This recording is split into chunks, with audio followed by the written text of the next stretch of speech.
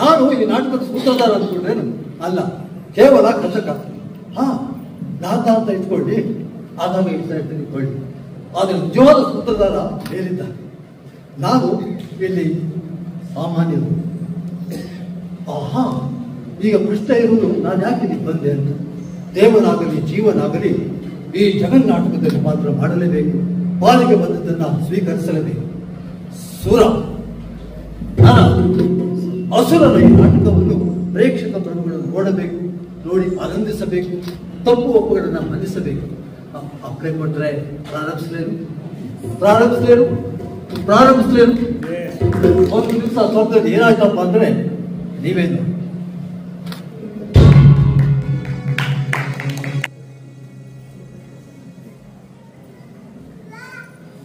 ಹೇಳಿಕೊಳ್ಳುವುದಕ್ಕೆ ಇದು ಸ್ವರ್ಗ, ನಾನು ಸ್ವರ್ಗಾಧಿಪತಿ. ಯಾರಿಗೆ ಬೇಕು ಈ ಇಂದ್ರ ಪದವಿ?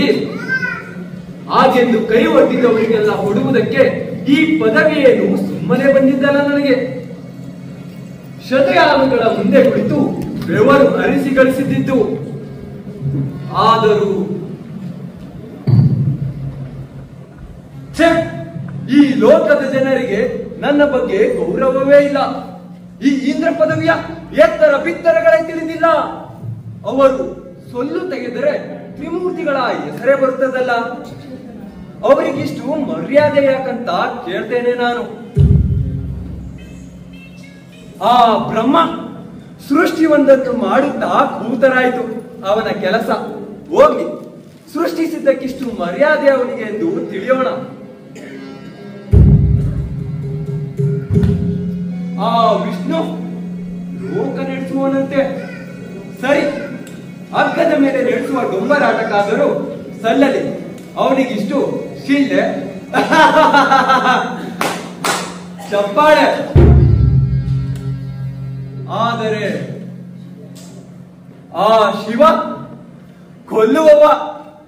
ಭೂಮಿಯಲ್ಲಿ ಹುಟ್ಟಿದವರೆಲ್ಲ ಲಯವಾಗಲೇಬೇಕು ಅಂತಾದರೆ ಈ ಲಯಕಾರಕ ಕಡಿದು ಗುಡ್ಡೆ ಹಾಕುವುದೇನು?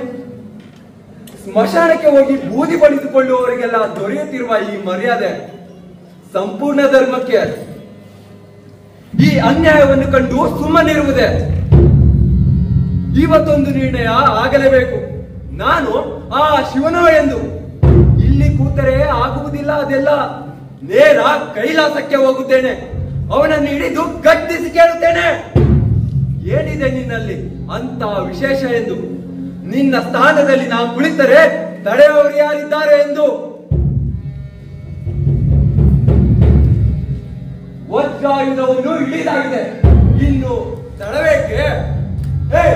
ಮತ್ತೆ ಎಬ್ಬಿಸುವ ಯಾವುದವನ್ನು ನಡೆ, ಹೋಗುವ ಕೈಲಾಸಕ್ಕೆ.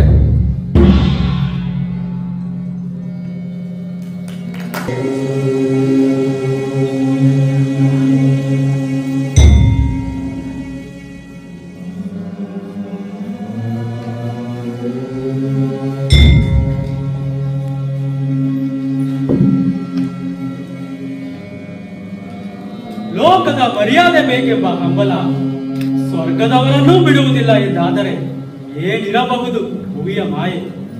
ಅಧಿಕಾರದ ಗದ್ದುಗೆಗಾಗಿ ಭೂಮಿಯ ಮೇಲೆ ಕಚ್ಚಾಡುವುದು ಕಾಣುತ್ತಿದೆ. ಆದರೆ ಸ್ವರ್ಗ ಅದಕ್ಕಿಂತ ಮೇಲಲ್ಲವೇ? ಹಾಗಾಗಿ ಗದ್ದುಗೆಗಲ್ಲ, ಬದಲಿಗೆ ಇರುವ ಸ್ಥಾನಕ್ಕೆ ದೊರೆಯುವ ಮರ್ಯಾದೆ ಸಾಲದು ಎಂಬ ತಕರಾರು ಇಲ್ಲಿ. ಏನೇ ಆದರೂ ಈ ಅಧಿಕಾರದ ರಾಜಕೀಯ ಮನೆಯೊಳಗೆ ಬರಬಾರದಲ್ಲವೇ? ಹಾಗಾಗಿ ಬಾಗಿಲಲ್ಲೇ ಇದಕ್ಕೆ ಮದ್ದರೆಯುತ್ತೇನೆ.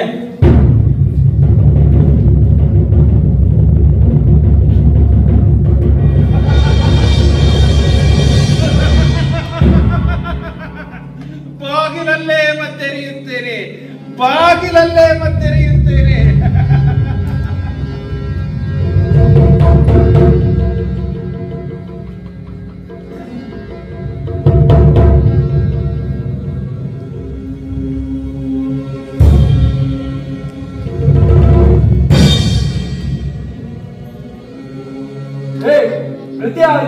ಹೋಗು, ನೀನ್ ನೋಡಿ ಹೇಳು, ಸೂರ್ಯರ ಒಡೆಯ ಇಂದ್ರ ಬಂದಿದ್ದಾನೆ ಎಂಬುದಾಗಿ. ಸ್ವರ್ಗಾಧಿಪತಿಗಳು ಕೈಲಾಸದ ಬಾಗಿಲಲ್ಲಿ. ಬಹಳ ಸಂತೋಷ, ಬಹಳ ಸಂತೋಷ. ಆದರೆ ನನ್ನೊಡೆಯನೀಗ ವ್ಯಕ್ತ ಅಲ್ಲದೆ ಇಂದ್ರನೊಂದಿಗೆ ಕುಳಿತು ಮಾತನಾಡುವಷ್ಟು ಸಮಯ ನನ್ನೊಡೆಯ ಚಂದ್ರಶೇಖರನಿಗೆ ಇಲ್ಲ. ಎಲ್ಲ ನಿಮ್ಮೊಡೆಯನಿಗೆ ಸಮಯ ಉಂಟೋ ಇಲ್ಲವೋ ಎಂಬುದನ್ನು ನೀನೇ ನಿರ್ಧರಿಸಿ ಬಿಟ್ಟೆಯೋ? ಏನು ಮಾಡೋದು? ಯಾರನ್ನು ಒಳಗಿಡಬಾರದು ಅಂತ ಅಪ್ಪಣೆ ಆಗಿದೆಯಲ್ಲ. ಓಹೋ, ಹೋಗಿ ಹೇಳೋ ನಿನ್ನ ಒಡೆಯನಿಗೆ, ಬಂದವ ಸ್ವಯಂ ದೇವೇಂದ್ರನೆಂದು. ಸ್ವಯಂ ಮಹಾದೇವನ ಮನೆಗೆ ಬಂದರು, ಇಷ್ಟೊಂದು ಆತುರವೇ? ತಾಳ್ಮೆ, ಸ್ವಲ್ಪ ತಾಳ್ಮೆ ಇರಲಿ. ಹೌದಯ್ಯ, ನಿನ್ನಂತ ಚಾಕರಿಯವರ ಜೊತೆಗಿನ ಹಾಡು ಹರಟೆಗಿಲ್ಲ ನಮಗೆ ಸಮಯವಿಲ್ಲ. ಕಾಲಹರಣ ಮಾಡದೆ ಒಳ ಹೋಗಿ ಹೇಳು. ಅಂದರೆ ಪರಿಸ್ಥಿತಿ ಗಂಭೀರವಾಗಿರಬೇಕು. ಇರಲಿ. ಸ್ವರ್ಗಾಧಿಪತಿಗಳೇ, ನಿಮ್ಮನ್ನು ನೋಡಿದ್ರೆ ನನಗೆ ಅಯ್ಯೋ ಅನ್ಸುತ್ತೆ. ಸ್ವರ್ಗದಲ್ಲೆಲ್ಲ ಕ್ಷೇಮ ತಾನೆ? ಎಲ್ಲ ಅಧಿಕ. ಅಲ್ಪನಿಗೆ ಐಶ್ವರ್ಯ ಬಂದರೆ ನಾಗೆ ಆಗುವುದು. ದೇವರ ಬಾಗಿಲು ಕಾಯುವನಿಗೆ ಸ್ವರ್ಗದ ಪಾರು. ಮತ್ತೆ ನನ್ನ ಕಷ್ಟ ಸುಖದ ವಿಚಾರಣೆಗೆ ಜನ ಯಾರು ಅಂತ ಕೇಳಿದರೆ ನೀ ಒಳಗೆ ಬಿಡದಿದ್ದರೆ ನಾನೇ ಹೋಗ್ತೇನೆ ಒಳಗೆ. ಸರಿಯಾಚೆ ಅವಿವೇಕಿ. ಕೈಲಾಸಕ್ಕೆ ಯಾರನ್ನು ಪ್ರವೇಶ ಕೊಡದು ಎಂದು ನನ್ನೊಡೆಯನ ಅಪ್ಪಣೆಯಾಗಿದೆ. ಅದಕ್ಕಾಗಿಯೇ ಇಲ್ಲವೇ ದಾರಿಯಲ್ಲಿ ನಾನು ಕಾವಲಿರುವುದು. ನೀನೊಬ್ಬನಿರುವುದಕ್ಕೆ ಇಷ್ಟು ರಗಳೆ. ಇದ್ದವನನ್ನು ಇಲ್ಲವಾಗಿಸಿ ಬಿಡುತ್ತೇನೆ. ಜಾಗ್ರತೆ. ನೋಡಿದೆಯಲ್ಲ ನನ್ನ ಕೈಯಲ್ಲಿದೆ ಎಂಬುದನ್ನು.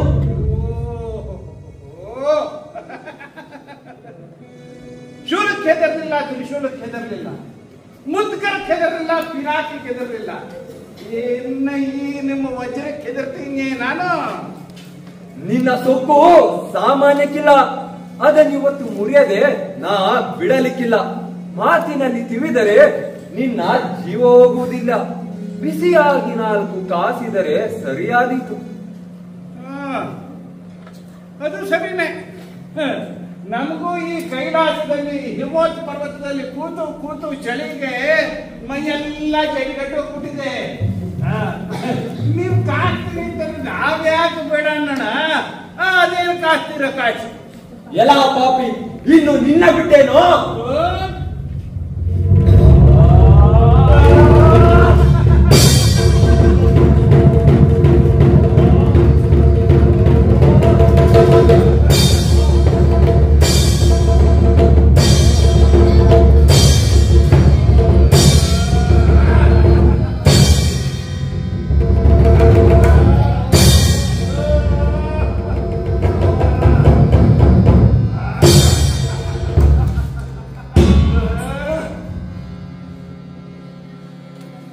ಇಲ್ಲ, ಇನ್ನು ಸೆಣಸಲಾರೆ. ಅಬ್ಬಬ್ಬ, ಈ ತರ ಒಂದೊಂದು ಪ್ರಾರಗಳೆಂದರೆ ಸಾಕ್ಷಾತ್ ಕಾಲಾಂತಕನ ಪ್ರಹಾರಗಳೇ ಸರಿ. ಆಡಿನ ಹೊಡೆತಕ್ಕೆ ಇಷ್ಟು ಶಕ್ತಿ ಇದ್ದರೆ ಅವನನ್ನು ಆಡುವವನ ಹೊಡೆತ ಇನ್ನು ಹೇಗಿದ್ದಿತ್ತು? ಅಯ್ಯಪ್ಪ, ಬೆನ್ನು ನೇರ ಮಾಡುವುದಕ್ಕೆ ಆಗುತ್ತಿಲ್ಲ. ಅಚ್ಚರಿ ಎಂದರೆ ಒಬ್ಬ ದ್ವಾರಪಾಲಕರಿಗೆ ಇಷ್ಟೊಂದು ಸಾಮರ್ಥ್ಯವಿರಲು ಸಾಧ್ಯವೇ? ನಿಜಕ್ಕೂ ಯಾರೀತ? ದೇವರ ಕಾವಲಿನವನು ಅಥವಾ ಕಾಯುವ ದೇವರು?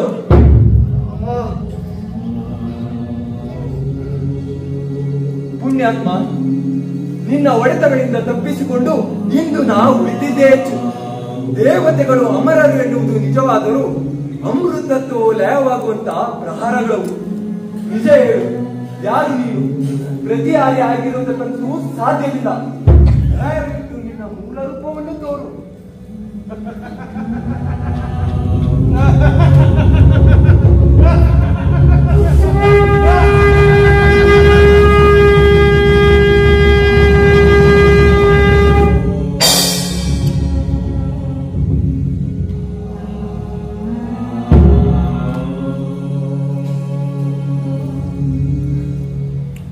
ಭಗವಾನ್, ಇದೇನು ಪರೀಕ್ಷೆ ನಿಲ್ಲದು? ಕಾಲರುದ್ರನ ಪ್ರಕೋಪವನ್ನು ಈ ಬಡಯಿಂದ ತಡೆದುಕೊಳ್ಳಲು ಸಾಧ್ಯವೇ? ಹೌದು, ಅಹಂಕಾರದಿಂದ ಉನ್ಮಕ್ತನಾಗಿ ವರ್ತಿಸಿದಕ್ಕೆ ಇದಿಷ್ಟು ಆಗಲೇಬೇಕಿತ್ತು ನನಗೆ. ಡೊಂಕಾದನ್ನು ನೇರ ಮಾಡುವುದಕ್ಕೆ ಪೆಟ್ಟು ಬೀಳದೆ ಬೇರೆ ದಾರಿಯೇ ಇಲ್ಲ. ದಯವಿಟ್ಟು ನನ್ನ ಮೂರ್ಖತನವನ್ನು ಕ್ಷಮಿಸಿ ಸಲಬೇಕು ಭಕ್ತವತ್ಸಲ. ದಯವಿಟ್ಟು ಶಾಂತರಾಗು. ರುದ್ರನೇ, ಶಾಂತರಾಗು.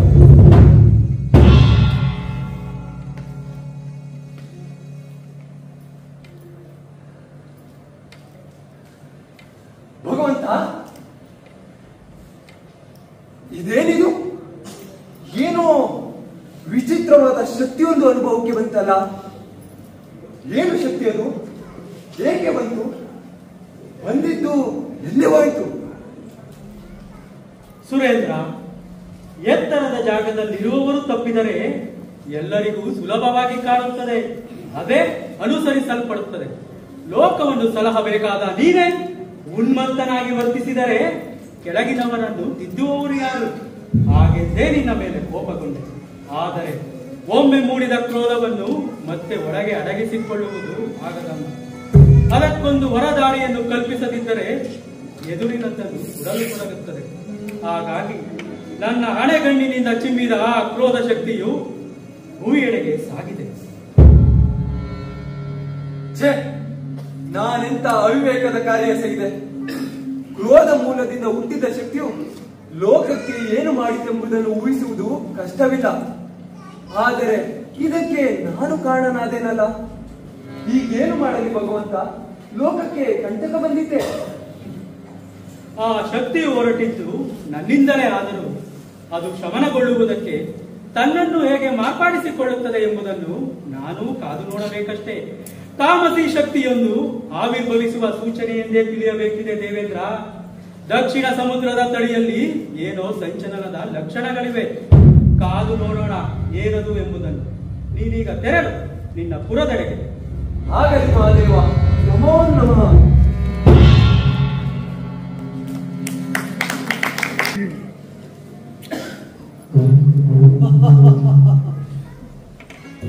ಹತ್ತು ಮೇಲೆ ವರ್ಚಿಸಿದ ವಾಕೃತ್ತು ತಿಂದದ್ದಾಯ್ತು. ಇಲ್ಲಿಗೆ ಕಥೆ ಮುಗಿತು ಎಂದು ಭಾವಿಸಬೇಕು. ಈಗ ಆರಂಭ. ದೃಢಲಯದಿಂದ ಚುಮ್ಮಿದ ಶಕ್ತಿಯು ತನ್ನನ್ನು ಶಮನಗೊಳಿಸುವುದಕ್ಕಾಗಿ ಸಾಗರದ ಆಳಕ್ಕೆ ನಿಂತದೆ. ಆದರೆ ರುದ್ರ ಕೋಪವು ಅಷ್ಟು ಸುಲಭವಾಗಿ ಆಗುವುದೇ? ಆ ಶಕ್ತಿಯು ತೇಜೋವಂತನಾದ ಶಿಶುವಿನ ರೂಪ ತಾಳಿ ಸಮುದ್ರದಲ್ಲಿ ತೇನು ಹೇಗೆ ದೈವಿಕ ಶಕ್ತಿಯಿಂದ ಹುಟ್ಟಿದ ಆ ಮಗುವಿಗೆ ಮುಂದೆ ಯಾರು ಬಳಿ? ಅಲ್ಲೊಬ್ಬ ಕಾಣುತ್ತಿದ್ದ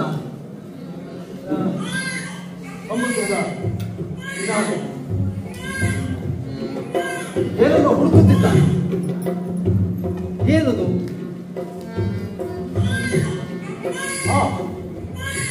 ಆತನಿಗೆ ಆ ಮಗು ದೊರೆಯುತ್ತದೆ.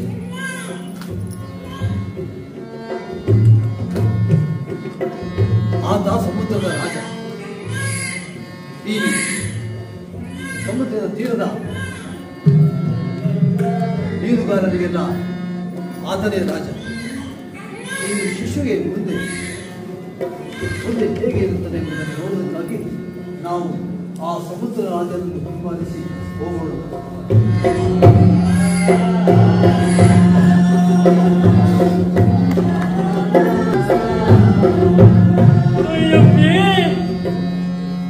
ಏನು ಚಂದ ಐತಿ ಬೆಂಡಿ ಮಗು, ಫಳ ಫಳ ಹೊಡಿತಿತ್ತೆ. ಇಂಥ ಮಗಿನ ನಾ ಎಲ್ಲೂ ನೋಡೇ ಇಲ್ಲ. ಇಷ್ಟು ಚಂದದ ಮಗಿನ ಸಮುದ್ರಕ್ಕಂತ ಕಣ್ಣಿಗೆ ಸೇರ್ಕ ಹೊಟ್ಕ ಪಾಪಿಗಳ ಅವರೆಲ್ಲ ಮನುಷ್ಯ ಕೇಳ್ತೆ.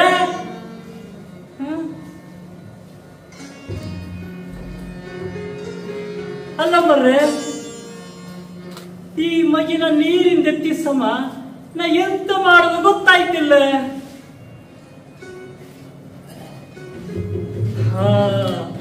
ಹೌದು, ಇದೇ ಸರಿಯಾಯ್ತು. ಈ ಮಗಿನ ನಾವು ಮನೆ ತಕ್ಕ ಹೋದೆ.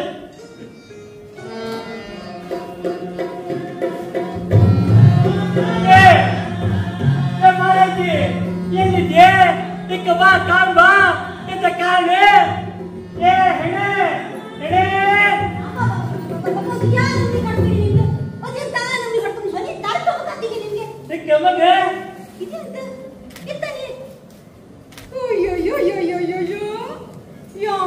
ಚಂದಿದ್ದೆ ಬಾರಿ ಸಾಪಿತ್ತು ಈ ಬಣ್ಣಿ ಬುಜಿ. ಇದೆಂತ ಯಾರು ಕೊಟ್ಟದ್ದು ನಿಮ್ಗೆ? ಯಾರು ಮನೆ ತಕೊಂಬಂದದ್ದು ನೀವು? ಇದು ತಕೊಂಬಂದು ಯಾರು ಹೇಳಿ ನಿಮ್ಗೆ? ಇದೆಂತ ಹೆಣ್ಣ ಗಂಡ?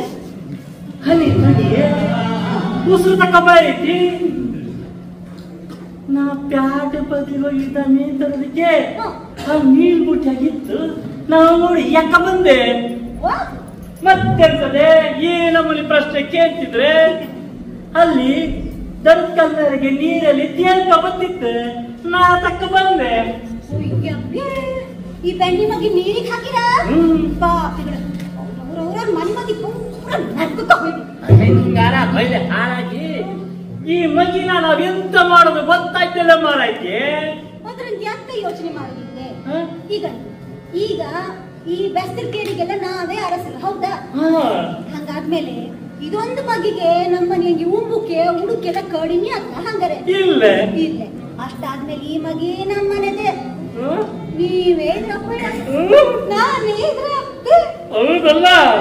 ಹಂಗಾರ ಈ ಮಗಿ ನಮ್ದೆಯ? ನಮ್ದೆ. ಹತ್ತಂಡಿ ಈ ಗಂಡಿಗೆ ಏನಂತ ಹೆಸರು ಕಲ್ತ್ಕೊಂಡಿದೆ ಎಂತ ಹೇಳ್ತಾರೋದೆ?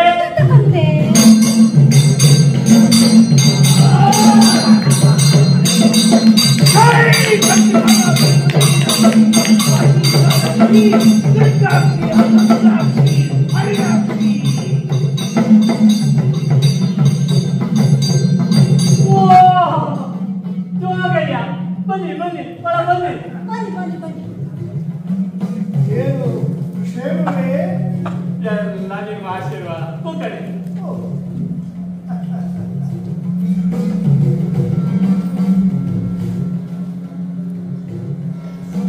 ಶಿಶು ಹುಟ್ಟಿದ್ದು ಸಮುದ್ರ ರಾಜನಲ್ಲಿ ಅಲ್ಲ, ಸಮುದ್ರದಲ್ಲಿ. ವಾ, ಸಮುದ್ರದಲ್ಲಿ ಹುಟ್ಟಿದ್ದು ಅಂದ್ರೆ ಇದರ ಅಪ್ಪೆ ಸಮುದ್ರದಲ್ಲಿ ಇರ್ತಾಳ? ಇದರ ತಂದೆ ತಾಯಿ ಎಲ್ಲ ಒಂದೇ, ಒಂದರೊಳಗೊಂದು ಸೇರಿ ಹೋದ ಹಾಗೆ. ಪ್ರಕೃತಿ ಪುರುಷ ಇವರ ಅದರೇ ಇದರ ತಲೆಪತ್ತಿ. ಆದಿಯಾಗಿರುವುದು ಶಿವಲೀಲೆ ಅಷ್ಟೇ. ಹಂಗಾರೆ ಇದು ನಮ್ಮನಿಗೆ ಎಂತಕ್ ಬಂತೆ? ಇದು ತಾನಾಗಿಯೇ ಬಂತೋ ಇಲ್ಲ ನೀನಾಗಿಯೇ ತಂದೆಯೋ? ತಂದದ್ ನಾನಯ್ಯ. ಇದು ತಾನಾಗಿ ನನ್ ಕೈ ಸೇರ್ತು. ಏನ್ ಮಾಡೋದು ಗೊತ್ತಾಗಿಲ್ಲ, ಮನೆ ತಕ್ಕ ಬಂದೆ. ಹೀಗೆ ತಾರಿತ್ತು. ಇದು ತನ್ನ ದಾರಿಯನ್ನು ತಾನೇ ಮಾಡಿಕೊಂಡು ಇಲ್ಲಿಯವರೆಗೆ ಬಂದಿದೆ. ಮುಂದೆಯೂ ಹಾಗಿದೆ.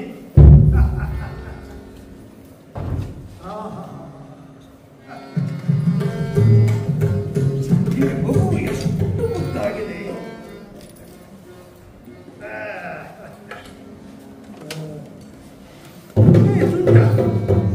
ನಮ್ಮ ಗಡ್ಡೆಯು ಏನೋ ಇದು ದೇವ್ರ ಬಗೆಲ್ಲ ಕಾಣಿ. ಇಲ್ದಿದ್ರೆ ನಮ್ ಜೋಗನ್ ಕಟ್ಟ ಹೇಳುದು ಅಂದ್ರೆ ಅರೆ ನಮ್ ಜೋಗನ್ ಕಣ್ಣ ನೀರು ನನ್ನ ಸಂತೋಷದ ಕಣ್ಣೀರು ಈ ಮಗುವಿನ ಹಣೆಯ ಮೇಲೆ ಬಿದ್ದುದರಿಂದ ಇದಕ್ಕೆ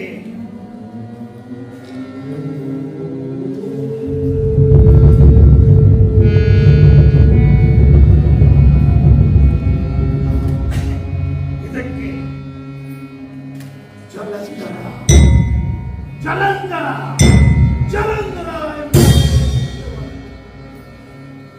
ಮುಂದೆ ಇವನು ಮಹಾಬಲಶಾಲಿಯಾಗಿ ಲೋಕವನ್ನೆಲ್ಲ ಆಳುವವನಿದ್ದಾನೆ.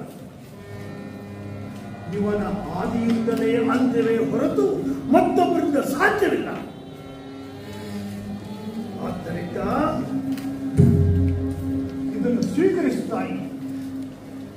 ಇದಕ್ಕೆ ಸೂಕ್ತವಾದ ವಿದ್ಯೆ, ಬುದ್ಧಿ, ಪುರಸ್ಕಾರಗಳನ್ನೆಲ್ಲ ನೀವು ಕಲಿಸಬೇಕಾದ್ದು ನಿಮ್ಮಿಬ್ಬರ ಕರ್ತವ್ಯ. ಆಯ್ತು, ದೇವರಿಚ್ಛೆ ಹ್ಯಾಂಗ ನಾ ಹಂಗ್ ಮಾಡ್ತೇನೆ. ಆಯ್ತು, ಒಳ್ಳೆಯದಾಗಲಿ. ಜೈ ಲಂಚಿ ಕಾಮಾಕ್ಷಿ ಮೀನಾಕ್ಷಿ.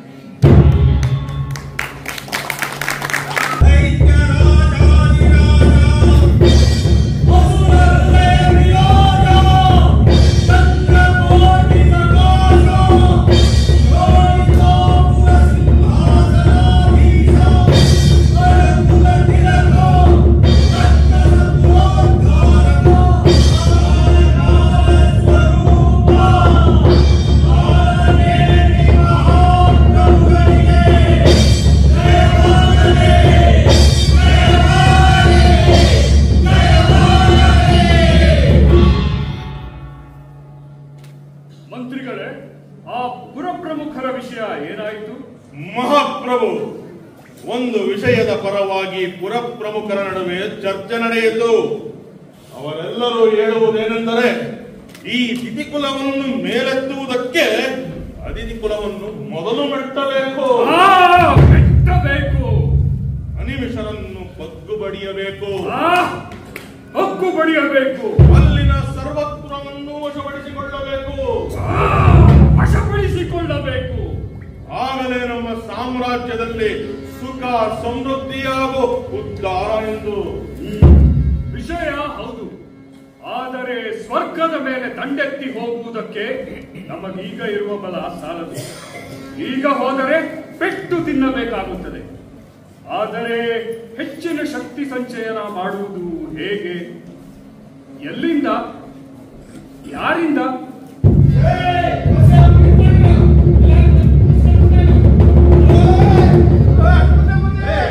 ಯಾರು ನೀನು? ಇಲ್ಲಿ ಹಾಕೋ ಬಂದೆ? ಇದೇ ಸಲ ಹೆಂಗ್ ಹೇಳ್ತೀರಿ? ನನ್ನ ಹೆಸರು ಕುಂಕೇತ ಅಂತ. ನಮ್ ಸಾಮ್ರಾಜ್ಯದ ಗಡಿಪಾಕ್ಲಿಲ್ವಾ, ಅದನ್ನ ಕಾಯಕ್ಕೆ ನಿಮ್ಗೊಂದು ವಿಷಯ ಹೇಳ್ಬೇಕಲ್ಲ ಬಂದೆ. ಮತ್ತೆ ನಮ್ ಗಡಿಪಾಕಕ್ಕೆ ಅವಕ್ಕೆ ಆ ದಾಸೆಯ ಬಂದ್ಬಿಡ್ತೈತೆ. ನಾನು ಮಹಾರಾಜ ಮಾತಾಡ್ಬೇಕು, ಒಳಗಿದ್ದಾರೆ ಅಂತ ಕೇಳ್ತೈತೆ. ಯಾರವರು? ನಾರದರೇನು? ಅದೇ ಚಿಕ್ಕ ತಿಂತೀನಿ ಅಂತ ಬರ್ತಿದ್ದಲ್ಲ, ಅದೇ ನಾನು ಎಲ್ಲಿಂದ ಬಂದೀಯಪ್ಪ ಅಂತಂದ್ರೆ ಸಮುದ್ರ ತಾಪ್ತಿಯಿಂದ ಬಂದಿದ್ದೀನಿ. ಅದು ತಾವ ಒಂದು ಸಣ್ಣ ಬುದ್ಧಿಯವರದ, ಅದು ನಿಮ್ಗೆ ಆಯ್ತದ ಹಂಗೆ ಹಿಂಗೆ ಅಂತ ಏನೋ ಮಗಳು ಬಡಬಡಸ್ತೈತೆ. ಯಾರಿಗೂ ಸಣ್ಣ ಬುದ್ಧಿ ಅಂದದ್ದು? ಅಯ್ಯ, ನನಗೇನು ಗೊತ್ತಾ, ಅಯ್ಯ ಹಂಗೆ ಹೇಳ್ತಿತ್ತು. ಈಗ ನೀವೇ ಹೇಳಿಲ್ವಾ ಅದೇನ ಸಣ್ಣ ಬುದ್ಧಿ ಸಮೃದ್ಧಿ ಹಂಗೆ ಹಿಂಗೆ ಅಂತ. ನೀವು ಮೂರ್ನೇಳೆ ಅದನ್ನ ಯಥಾಕಂಡ ಮುಂದಿರಿ. ಹೋಗು, ಅವನ್ನ ಗೌರವದಿಂದ ಕರ್ಕೊಂಡ ಹಂಗಂತೀರಾ?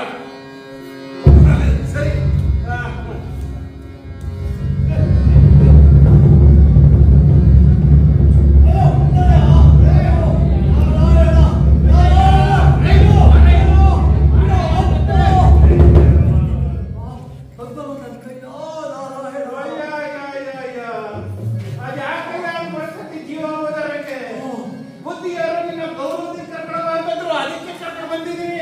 ಮೂರ್ಖ!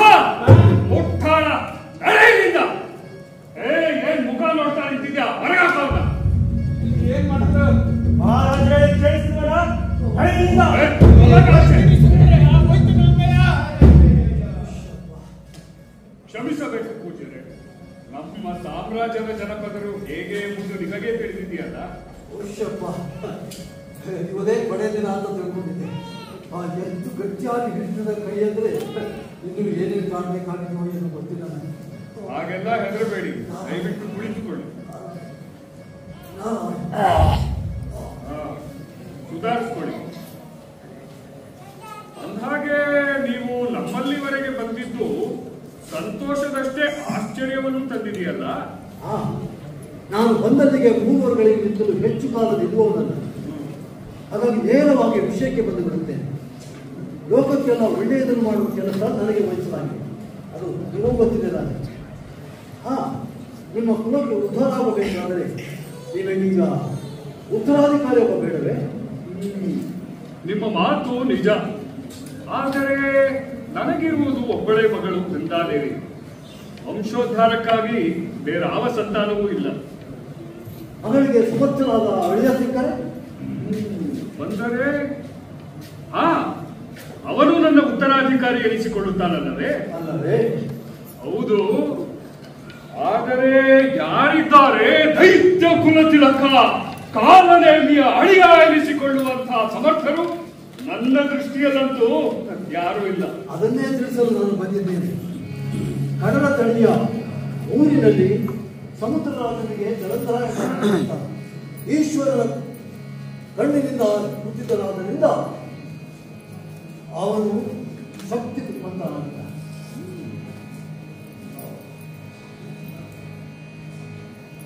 ತನ್ನನ್ನು ಗೆಲ್ಲುವ ಯಾರನ್ನಾದರೂ ಅವನು ಬಿಡುವುದಿಲ್ಲ ಎಂದು ಹೇಳಿದ್ದಾನೆ. ಅವನು ಸಮರ್ಥನಾಗಿದ್ದಾನೆ. ರಕ್ಕಸರ ಸಕಲ ವಿದ್ಯೆಗಳನ್ನು ತಮ್ಮ ಗುರುಗಳಾದ ಶುಕ್ರಾಚಾರ್ಯರಿಂದ ಆಲಯಲ್ಲಿದ್ದಾನೆ. 3 ಲೋಕಗಳನ್ನು ಆಡುವ ಸಾಮರ್ಥ್ಯವಿದೆ. ಹಾಗಾಗಿ ಅನುಮಾನವೇ ಬೇಡ. ಹೌದೇ ಪೂಜ್ಯರೇ? ಆದರೆ ಆತ ರಕ್ಕಸ ಕುಲದಲ್ಲಿ ಹುಟ್ಟಿದವನಲ್ಲ ಎಂದಾದರೆ ಈ ವಿವಾಹವನ್ನು ಒಪ್ಪಿಯಾನೆ? ಒಪ್ಪುತ್ತಾನೆಂಬ ನಂಬಿಕೆ ಇದೆ. ಏಕೆಂದರೆ ಅವನು ಸಮರ್ಥನಾದ ರಾಜನಾಗಿದ್ದ. ಅನೇಕ ರಾಜರ ತುಂಡುಗೈದಿದ್ದ, ಹೊಡಿ ಮಾಡಿದ್ದಾನೆ. ಸಮರ್ಥನಾಗಿದ್ದರಿಂದ ಅವನು ಆಳುತ್ತಾನೆಂಬ ನಂಬಿಕೆ ನನಗೆ. ಆಗದಂತೆ ಸ್ವಾಮಿ.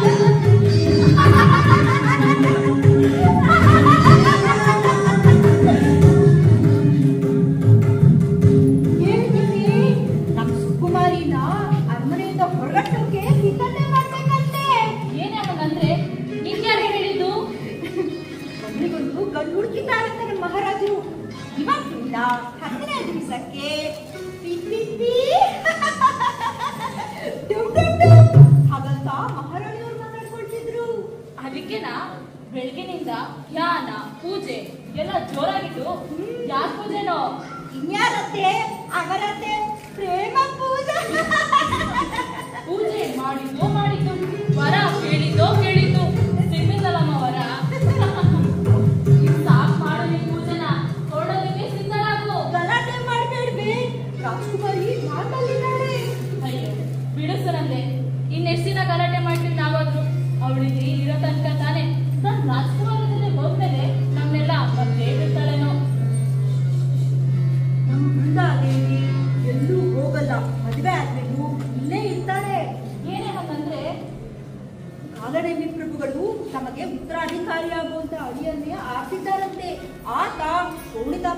ಸಿಂಹಾಸನವನ್ನು ಏಳುವವರಂತೆ. ಹಾಗಾಗಿ ನಮ್ಮ ವೃಂದೆ ಇನ್ನು ಮುಂದೆ ಶೋಣಿತಾಪುರದ ಅರಸಿ. ನನ್ನ ವೃಂದೆಯ ಅರಸ ಹೇಗಿದ್ದಾರಂತ ಗೊತ್ತೇನೆ? ರೂಪದಲ್ಲಿ ಕಾಮನಂತೆ, ಶೌರ್ಯದಲ್ಲಿ ಸಿಂಹನಂತೆ, ಸಮುದ್ರದ ಮಗನಂತೆ, ವೀರನಂತೆ, ಗಂಭೀರನಂತೆ. ಅಯ್ಯೋ ಪಾಪ. ಹಾಗಾದ್ರೆ ನನ್ನ ವೃಂದೆಗೆ ನನಗೆ ಬೇಕಾದಂಗೆ ಗಂಡನನ್ನ ಕುಣಿಸೋದಕ್ಕೆ ಆಗೋದಿಲ್ವೇನೋ?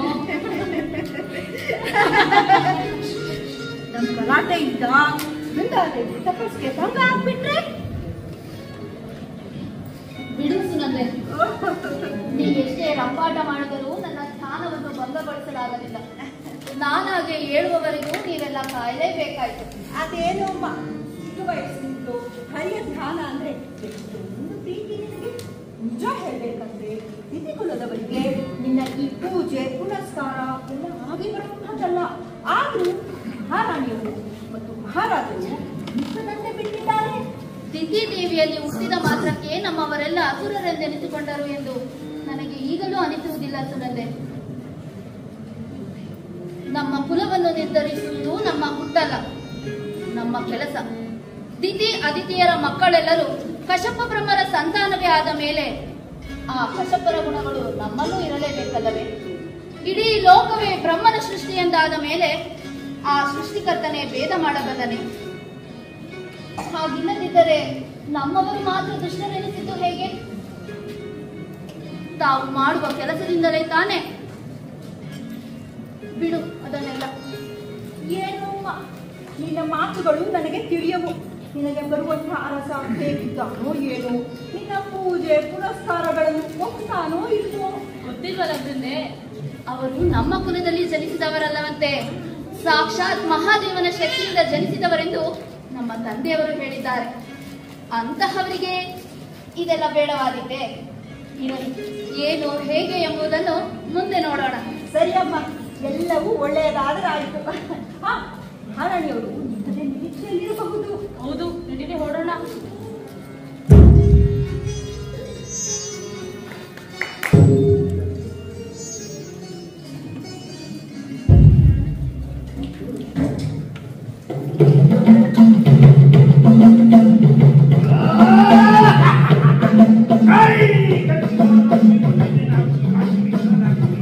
ದುರ್ಗಾಕ್ಷಿ, ಕಮಲಾಕ್ಷಿ, ರುದ್ರಾಕ್ಷಿ.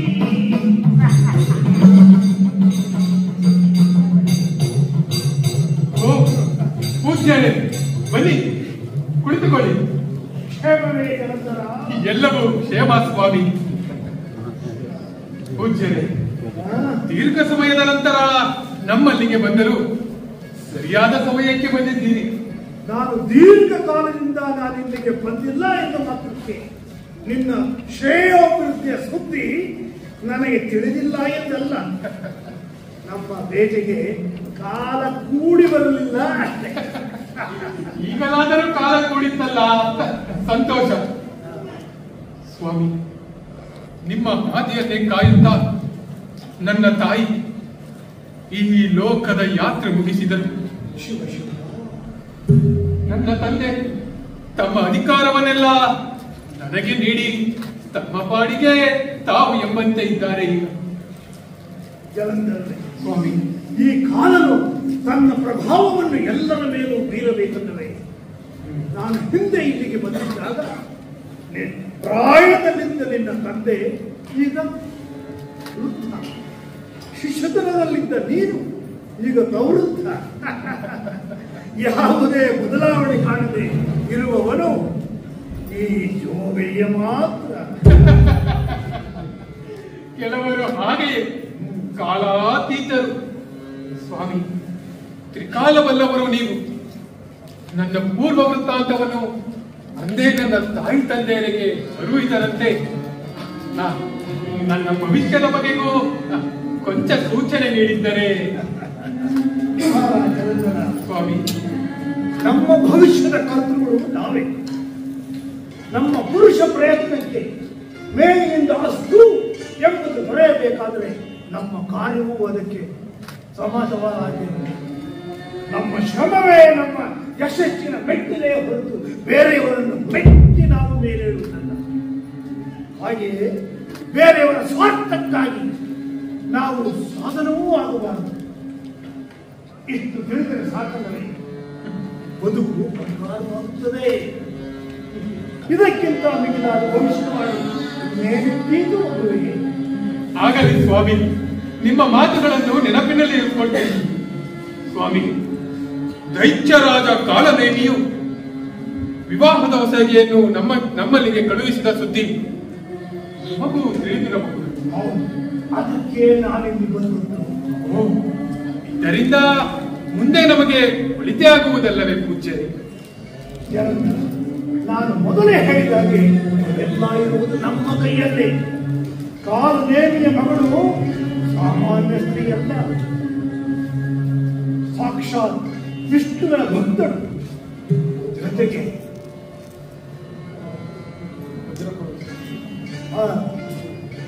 ತನ್ನ ಪಾವಿತ್ರದ ಗುಣದಿಂದ ನಿನಗೆ ವಜ್ರ ಕವಚವಾಗಬಲ್ಲಳು. ಏನು ವಜ್ರ ಕವಚವೇ? ಏನು ಸ್ವಾಮಿ ಹಾಗೆಂದರೆ? ಹೌದು, ಎಲ್ಲಿಯವರೆಗೆ ತಾನು ಪತಿವ್ರತೆಯಾಗಿ ಉಳಿಯುವೆನೋ ಅಲ್ಲಿಯವರೆಗೆ ನನ್ನ ಪತಿಗೆ ಸಾವಿಲ್ಲ, ಸೋಲಿಲ್ಲ ಎಂಬುದಾಗಿ ಜಗನ್ಮಾತೆಯಿಂದ ಆಶೀರ್ವಾದವನ್ನು ಪಡೆದಿದ್ದಾಳೆ. ಹಾಗಾಗಿ ಅವಳು ಸರ್ವಶ್ರೇಷ್ಠೆನಿಸುವಳು. ನಿಶಾಚರನ ಕುಲದಲ್ಲಿ ಹುಟ್ಟಿದ್ದರೂ ಸಹ ಸದಾಚಾರ ಸಂಪನ್ನೆ. ಕಮಲದ ಎಲೆಯ ಮೇಲಿನ ನೀರಿನಂತೆ ಹೇಳು. ನಿನ್ನ ಮಗುವು ಸಾಮಾನ್ಯತೆ ಸಾಕ್ಷಾತ್ ಶಿವನ ಹಣಗಣ್ಣಿನ ಕೋಪ ಜ್ಯೋತಿಯೇ ನಿನ್ನ ಹುಟ್ಟಿನ ಮಗು. ಹಾಗಾಗಿ ನಿನ್ನ ಶಿವಭಕ್ತಿ ಆಕೆಯ ವಿಷ್ಣು ಭಕ್ತಿ ಎರಡೂ ಸೇರಿ ಒಂದಾಗಿ ಸೇರಿ ಹೋಗಿದ್ರೆ ಹೊರಹೊಮ್ಮುವ ಬಲ ಅತುಲ್ಯ ಅಮೂಲ್ಯವಾದದ್ದು. ಈ ಶಕ್ತಿಯು ಕೊಂಟಕಕ್ಕೂ ಸೈ, ಕೈಯ ಆಶೀರ್ವಾದಕ್ಕೂ ಸೈ.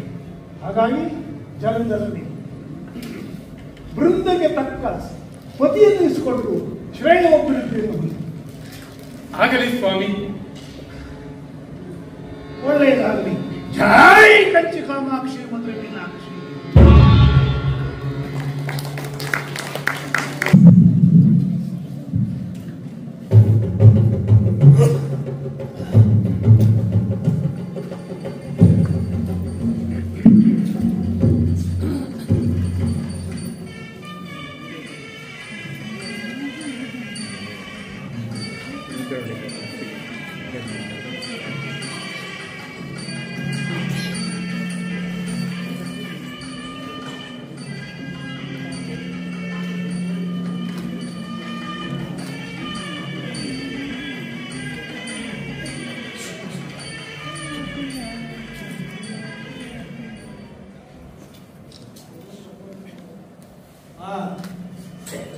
ಕರ್ಕೊಂಡ್ಬನ್ನಿ.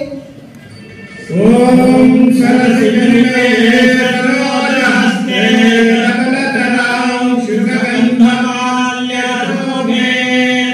ಭಗವತಿ ಹರಿವಲ್ಲಭೆ ಮನೋಜ್ಞೆ ತ್ರಿಭುವನಭೂತಿಕರೆ ಪ್ರಸೀದ ಮಹ್ಯಂ.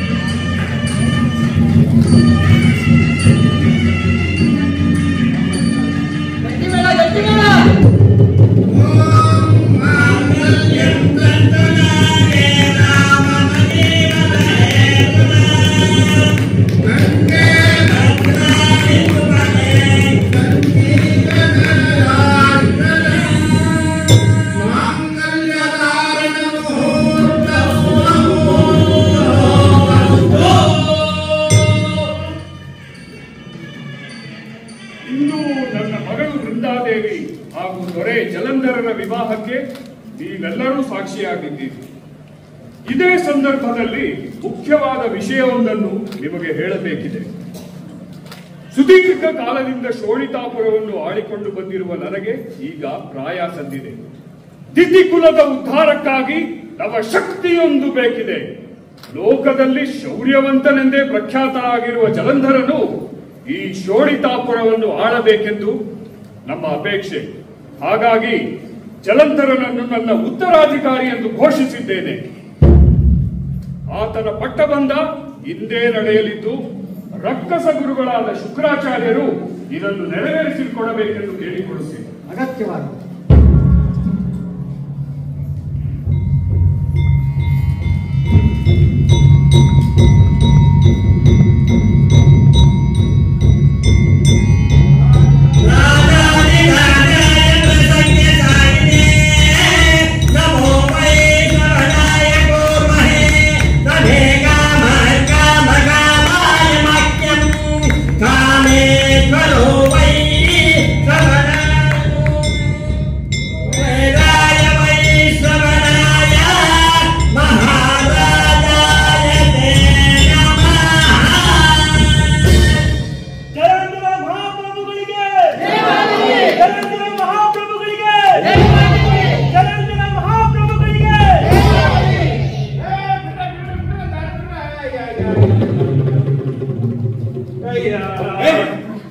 ಮತ್ತೆ ಬಂದೇನೋ ಏನೋ ಕೈಯಲ್ಲಿ ಮರ್ಕೊಂಡ್ರ ಸ್ವಾಮಿ.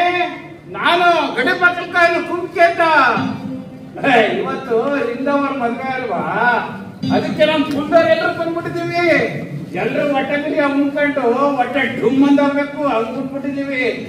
ಅದಕ್ಕೆ ಇಂದವರು ನಾವೇ ಸಣ್ಣ ಬುದ್ಧಿಯವ್ರನ್ನ ಮಾತಾಡ್ಸ್ಕೊಂಡು ಹೋಗುವ ಅಂತ ಬಂದಿ. ಊಟ ಮಾಡಿದ್ದಾಯ್ತಲ್ಲ ಓಡಿನು ಸುಮ್ಕೋಗಕ್ಕಾದ ಇಂದವರು ನೀವು ಕೊಡ್ಬೇಡವಾ, ಸಣ್ಣ ಬುದ್ಧಿಯವರು ನೀವು ಕೊಡ್ಬೇಡವಾ. ವಸಿ ಸರ್ಕೊಂಡ್ರೆ ಇಂದವರಿಗೆ ಕುಂಕೆ ತಂದಿ, ಸಣ್ಣ ಬುದ್ಧಿಯವರಿಗೆ ಕುಂಕೆ ತಂದಿ. ಬರ್ರ ನಮ್ ಕುಂದರೆಲ್ಲ ಬರಲೇ, ಎಲ್ಲಿದ್ದೀರಾ? ಅಯ್ಯಯ್ಯಪ್ಪ ಇದೇನಪ್ಪ ಇದು ಹಿಂಗವೇ? ಅಯ್ಯಯ್ಯ ನಾಲ್ಕು ಅಯ್ಯ ಉದ್ದಿನ ಕಂಡಾಗ ಹೋಗಿ ಹಿಂಗೆ ಅವಾಗ ಅಯ್ಯೋ ಅಯ್ಯೋ ಅಯ್ಯೋ ಅಯ್ಯೋ ಮುಸ್ಲಿಮೆಲ್ಲ ಹಿಂಗವೇ. ಯಾವ್ದು ಒಂದು ಮುಂದಾಯ್ತು ಹಿಂಗವೇ ವಿಚಿತ್ರವಾಗಿ. ಎಲ್ಲಿ ಹೋಗಪ್ಪ ಯಾವ ಲೋಕಗಳೇ? ಎಲ್ಲಿದ್ದೀರ ನಿಮ್ ಕುಂದರೆಲ್ಲ? ಯಾರು ಮಾಡಿಬಿಟ್ಟಾರ ಮಾಯಾನೇನ ಅವರು?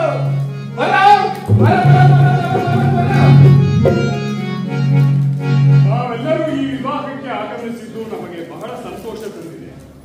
ನಾವೆಲ್ಲರೂ ಭೋಜನವನ್ನು ಸ್ವೀಕರಿಸಿಯೇ ತೆರಳಬೇಕೆಂದು ಕೇಳಿಕೊಳ್ಳುತ್ತೇವೆ.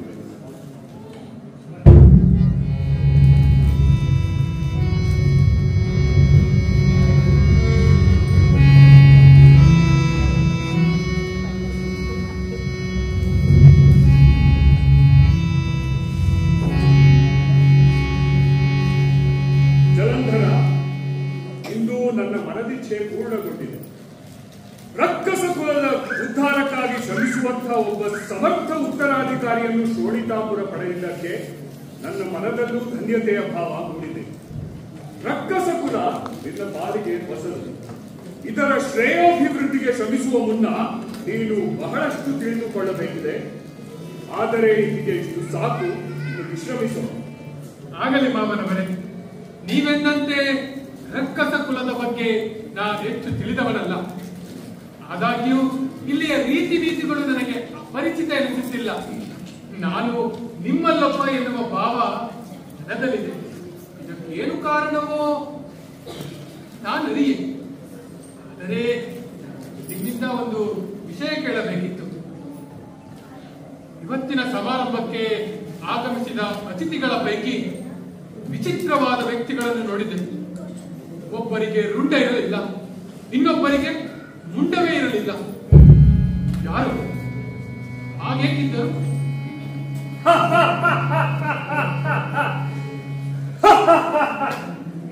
ನಾನು ಹೇಳಿದ್ದೇನಲ್ಲ ಮಗು, ನೀನಿನ್ನೂ ನಮ್ಮ ಕುಲದ ಬಗ್ಗೆ ತಿಳಿಯಬೇಕಾದ್ದು ಬಹಳಷ್ಟಿದೆ.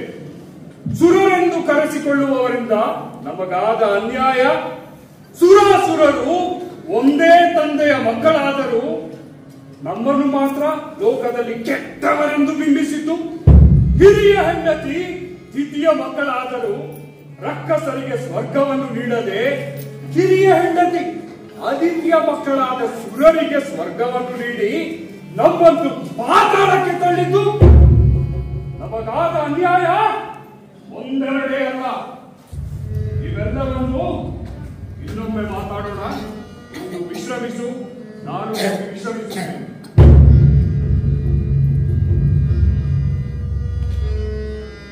ಹೊರಡೋಣವೇ ಪ್ರಭು?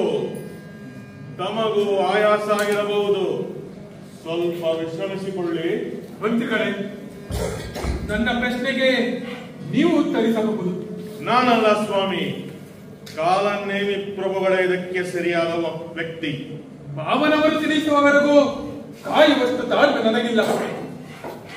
ಈಗಲೇ ತಿಳಿಯಬೇಕು ನನಗೆ, ಯಾರವರು ಹಾಗೇಕಿದ್ದರು ನಿಮಗೆ ತಿಳಿದಿದ್ದನ್ನು ಹೇಳಿ.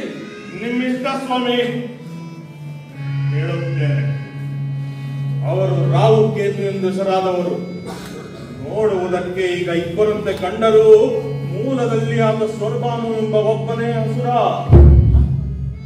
ಏನು, ಒಬ್ಬ ಅಸುರ ಇಬ್ಬರಂತಾದರೆ ಅದು ಹೇಗೆ? ಹಳೆಯ ಕಥೆ ಇದು ಪ್ರಭು.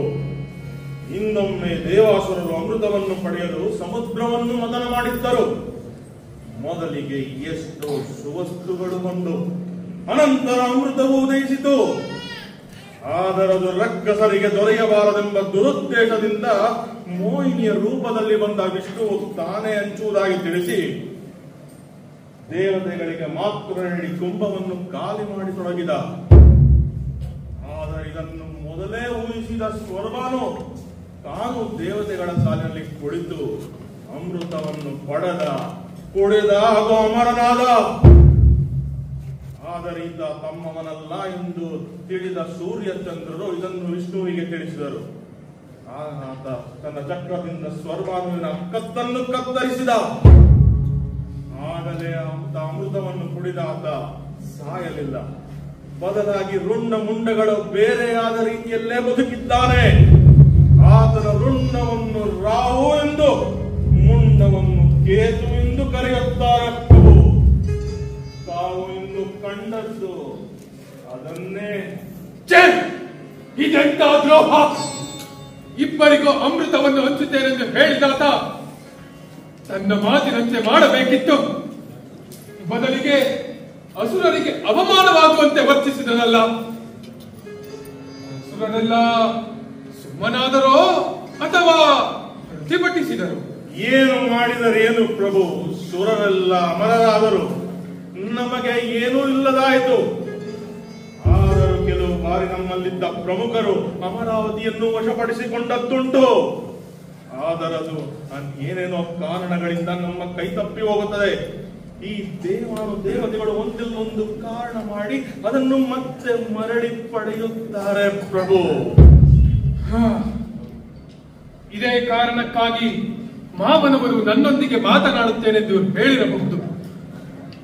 ಇರಲಿ, ಅವರಾಗಿ ಈ ವಿಷಯ ಪ್ರಸ್ತಾಪಿಸುವವರೆಗೂ ಕಾಯುತ್ತೀನಿ. ಆಗಲಿ ಪ್ರಭು.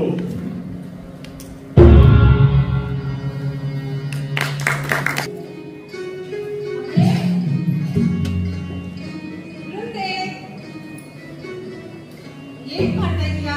ಏನೂ ಇಲ್ಲ ಅಮ್ಮ, ಬನ್ನಿ. ತಮಗೆ ಬರುವಂತ ಅಳಿಯ ಹೀಗಿರಬೇಕೆಂದು ತಾನು ಬಯಸಿದ್ದೇನೋ ಅದೇ ರೀತಿ ಇದ್ದಾರೆ ಜಲಂಧರ ಭೂಪತಿಗಳು ಅಂತ ಹೇಳಿ ನಿಮ್ ತಂದೆ ತುಂಬಾ ಸಮಾಧಾನದಿಂದಿದ್ದಾರೆ. ಅಲ್ಲದೆ ತಮಗೊಬ್ಬ ಒಳ್ಳೆಯ ಉತ್ತರಾಧಿಕಾರಿ ಅನ್ನೋದು ಅವರ ಅಭಿಪ್ರಾಯ. ಹೌದೇ? ಹಾ, ನಿನಗೂ ನಿನ್ನ ಜಪತಪಕ್ಕೂ ಯಾವುದೇ ಅಡೆತಡೆ ಇಲ್ಲ ಅಂತೇಳಿ ಸುನಂದೆ ಹೇಳಿದ್ಲು. ಹೌದಮ್ಮ, ನನ್ನ ಯಾವ ಕೆಲಸಗಳಿಗೂ ಅವರದ್ದು ಅಡ್ಡಿ ಇಲ್ಲ. ಅಮ್ಮ, ನಮ್ಮವರ ಬಗ್ಗೆ ನಾವೇ ಹೇಳಿಕೊಂಡರೆ ಚೆನ್ನಾಗಿರುವುದಿಲ್ಲ. ಆದರೂ ಅಷ್ಟು ಭರಾಟೆನಾಗಿರುವ ವ್ಯಕ್ತಿಗೆ ಒಂದಿಷ್ಟು ಅಹಂಕಾರವಿಲ್ಲಮ್ಮ. ಎಲ್ಲರೊಂದಿಗೂ ಸ್ನೇಹದಿಂದಲೇ ಮಾತಾಡ್ತಾರೆ. ನನ್ನ ಮೇಲಂತೂ ಪ್ರೀತಿಯ ಹೊಳೆನೇ ಹರಿಸ್ತಾರೆ. ಹೌದೇನೆ ಮಗಳೇ, ನೀನು ಸುಖವಾಗಿದ್ರೆ ನಮ್ಗದೇ ಸಂತೋಷ. ನಮ್ಮ ಕುಲದ ಅನ್ನುವ ಭಾವನೆ ಯಾರನ್ನೂ ಬಾರದಂತೆ ನಡೆದುಕೊಳ್ತಿದ್ದಾರೆ ಜಲಂಧರ ಭೂಪತಿಗಳು. ಇದನ್ನ ನೋಡೋದ್ಮೇಲಂತೂ ನಮ್ಗೆ ಸಂತೋಷ, ಪರಮ ಸಂತೋಷ. ನಿಜವೇ? ಅಂಥದ್ದೇನಾಯ್ತಮ್ಮ? ಕೇಳು, ನಿನ್ನೆ ರಕ್ಕಸ ಕುಲದ ಕಥೆಯನ್ನೆಲ್ಲ ಕಾಲನೇಮಿ ಪ್ರಭುಗಳು ಜಲಂಧರ ಭೂಪತಿಗಳಿಗೆ ತಿಳಿಸಿದಂತೆ ಇದನ್ನ ಕೇಳಿ ಸ್ವರ್ಗವನ್ನ ಖಂಡಿತ ವಶಪಡಿಸ್ಕೊಳ್ತೇನೆ, ಆ ಬಿಡುಗಣ್ಣರ ಸೊಕ್ಕನ್ನ ಅಡಗಿಸ್ತೇನೆ ಅಂತೇಳಿ ಜಲಂಧರ ಭೂಪತಿಗಳು ಮಾತು ಕೊಟ್ಟಿದ್ದಾರೆ. ಇದನ್ನ ಕೇಳಿ ಆನಂದ, ಪರಮಾನಂದ. ಓಹೋ, ವಿಷಯ ಹೀಗೋ? ನಿನ್ನೆಯಿಂದಲೇ ಯಾವುದೋ ಹವಣಿಕೆಯಲ್ಲಿ ಇದ್ದಂತೆ ಕಾಣುತ್ತಿದ್ದರು ಪ್ರಭುಗಳು. ಆದರೆ ಕೊಂಚ ಅನ್ಯ ಮನಸ್ಕರಾದ್ದರಿಂದ ನನ್ನೊಂದಿಗೆ ಹೆಚ್ಚಾಗಿ ಮಾತನಾಡಲಿಲ್ಲ ಅಮ್ಮ. ಇರ್ಲಿ ಬಿಡು, ನಮ್ಮ ರಕ್ಕಸ ಕುಲದ ಉದ್ಧಾರಕ್ಕಾಗಿಯೇ ಬಂದಂತಹ ದೊರೆಗಳು ಅಂತೇಳಿ ನಮ್ಮ ಪ್ರಜೆಗಳೆಲ್ಲ ಮಾತಾಡ್ಕೊಳ್ತಿದ್ದಾರೆ. ಇದನ್ನ ನೋಡಿದ್ಮೇಲೆ ನಮಗೆ ಅತೀವ ಅತೀವ ಆನಂದ. ದೇವಾಸುರರಿಂದ ಪ್ರಾರಂಭವಾಗುವ ಮುನ್ಸೂಚನೆ ಎಂದಾದರೆ ಇನ್ನೇನು ಕಾದಿದೆಯೋ ಭಗವಂತ? ಎಲ್ಲ ನಿನ್ನ ಕೈಯಲ್ಲಿದೆ ತಂದೆ. ಅಮ್ಮ, ರಕ್ಕಸ ಕುಲಕ್ಕೆ ಒಳಿತಾಗ್ಬೇಕು ಅನ್ನೋದೇನೋ ಸರಿ, ಆದ್ರೆ ಅದಕ್ಕಾಗಿ ಯುದ್ಧ, ಈ ಕೋಲಾಹಲ ಇದೆಲ್ಲ ಬೇಕಮ್ಮ? ನಾವೀಗ ಸುಖವಾಗಿ ಇದ್ದೀವಲ್ಲ, ನಮಗೇನ್ ಕೊರತೆ ಇದೆ?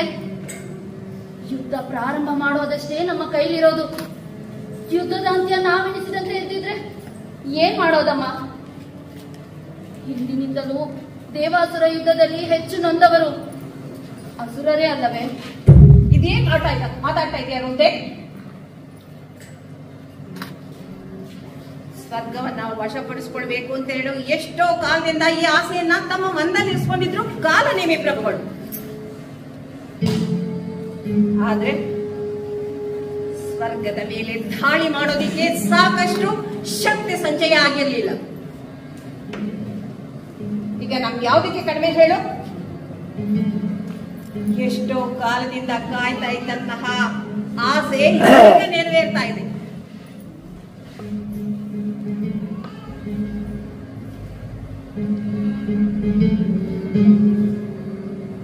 ನಿನ್ನ ಪತಿ ಆಸೆ ಇದೆ ಅಲ್ವೇನೆ? ಅದನ್ನ ನೀನ್ ನೆರವೇರಿಸ್ಬೇಡ್ವೆ? ಇರ್ಲಿ ಬಿಡು, ಅದರ ಫಲಿತಾಂಶ ಏನು ಅನ್ನೋದನ್ನ ಆ ಕಾಲವೇ ನಿರ್ಧರಿಸುತ್ತೆ.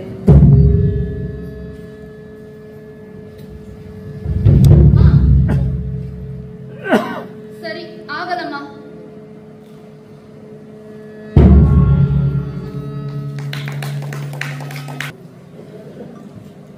ದೇವಿ, ಬೃಂದಾದೇವಿ. ಪ್ರಭು, ನೀವು ಬಂದದ್ದೇ ನನಗೆ ತಿಳಿಯಲಿಲ್ಲವಲ್ಲ? ಎಚ್ಚರವೇ ಇಲ್ಲದಂತೆ ಅದೇನು ಧ್ಯಾನವೋ ನಿನ್ನದು? ನಾನರಿಯೆ. ಯಾವ ಧ್ಯಾನವೂ ಇಲ್ಲ, ಏನೂ ಇಲ್ಲ. ನೀವು ಬಂದು ಬಹಳ ಸಮಯವಾಯಿತೆ. 3 ದಿನಗಳಿಂದ ಇಲ್ಲೇ ಕಾಯುತ್ತಿದ್ದೀನಿ. ಈ ಭಕ್ತಕರದದ್ದು ದೇವಿಗೆ ಕೇಳಿಸಲೇ ಇಲ್ಲ. ಹೌದೌದು, ಅಷ್ಟೊಂದು ಹೊಗಳುವ ಅಗತ್ಯವಿಲ್ಲ.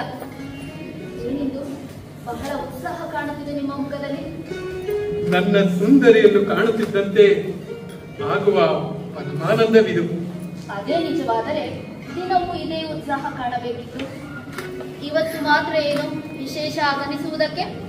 ಇವತ್ತಿನ ವಿಶೇಷ ಉತ್ಸಾಹಕ್ಕೆ ವಿಷಯವೇ ಆಗಿದೆ ವೃಂದೆ. ದೀರ್ಘಕಾಲದಿಂದ ರಕ್ಕಸ ಕುಲ ಯಾವುದನ್ನು ಬಯಸುತ್ತಿತ್ತೋ ಅದು ಕೈಗೂಡುವ ಸಮಯ ಈಗ ಬಂದಿದೆ. ಏನದು ಅಂತಹದ್ದು? ಶೋಣಿತಾಪುರದಿಂದ ರಕ್ಕಸ ಪಡೆ ನಾಳೆಯೇ ಹೊರಡುತ್ತಿದೆ ಅಮರಾವತಿಯೆಡೆಗೆ. ಆ ಬಿಳುಗಣ್ಣರ ಒತ್ತಡಗಿಸಿ ಸ್ವರ್ಗವನ್ನು ಕೈವಶ ಮಾಡಿಕೊಳ್ಳುವುದೇ ನಮ್ಮ ಗುರಿ. ಆಮೇಲೇನು? ಒಮ್ಮೆ ಸ್ವರ್ಗ ನಮ್ಮ ಕೈಗೆ ಬಂತೆಂದರೆ 3 ಲೋಕಗಳು ನಮ್ಮ ಅಧೀನ. ಇವರಿಗೆ ಅಸುರರಿಗೆ ಆದಂತ ಅನ್ಯಾಯದ ಲೆಕ್ಕಾಚಾರ ತೀರಿಸಿಕೊಳ್ಳಬಹುದು. ನಮ್ಮವರೆಲ್ಲ ಸುಖದ ಸುಪ್ಪತ್ತಿಗೆಯಲ್ಲಿ ನಲಿಯಬಹುದು. ಸರಿ, ಸಂತೋಷದ ಹೊಳೆಯೇ ಹರಿಯುತ್ತದೆ. ಸರಿ, ಮುಂದೆ? ವೃಂದೆ, ಇದೇನು ಹೀಗೆ ಮಾತನಾಡುತ್ತಿರುವೆ? ಅವನವರ ಸಹಿತವಾಗಿ ರಕ್ಕಸ ಪ್ರಮುಖರೆಲ್ಲ ಬಯಸಿದ್ದು ಇದನ್ನೇ ಅಲ್ಲವೇ? ಈ ಕಾರ್ಯ ಕೈಗೂಡುವ ಸಮಯ ಹತ್ತಿರವಾಗಿದೆ. ರಕ್ಕಸರ ಪಾಲಿಗೆ ಈ ವಿಜಯ ಎಷ್ಟು ಮಹತ್ವದ್ದು ಎಂಬುದು ನೀನು ಅರಿಯದವಳೆ. ಖಂಡಿತ ಹಳೆಯದವಳಲ್ಲ ಸ್ವಾಮಿ. ಸುರಾಸುರರ ದ್ವೇಷ ಈಗಿನದಲ್ಲ, ಸಮರವೂ ಹಳೆಯದೆ. ಆದರೆ ಸ್ವರ್ಗವನ್ನು ಕೈವಶ ಮಾಡಿಕೊಳ್ಳುವುದೆಂದರೆ ಹುಡುಗಾಟವಲ್ಲ. ಶಕ್ತಿ, ಮಾಯೆ, ಶಸ್ತ್ರ, ಅಸ್ತ್ರಗಳು ನಮ್ಮಲ್ಲಿ ಮಾತ್ರವಲ್ಲ, ಅವರಲ್ಲಿಯೂ ಉಂಟು. ಜೊತೆಗೆ ಅಮರರಿಗೆ ತ್ರಿಮೂರ್ತಿಗಳ ನೆರವು ಇದೆ ಎಂಬುದನ್ನು ನಾವು ಮರೆಯುವಂತಿಲ್ಲ ಸ್ವಾಮಿ.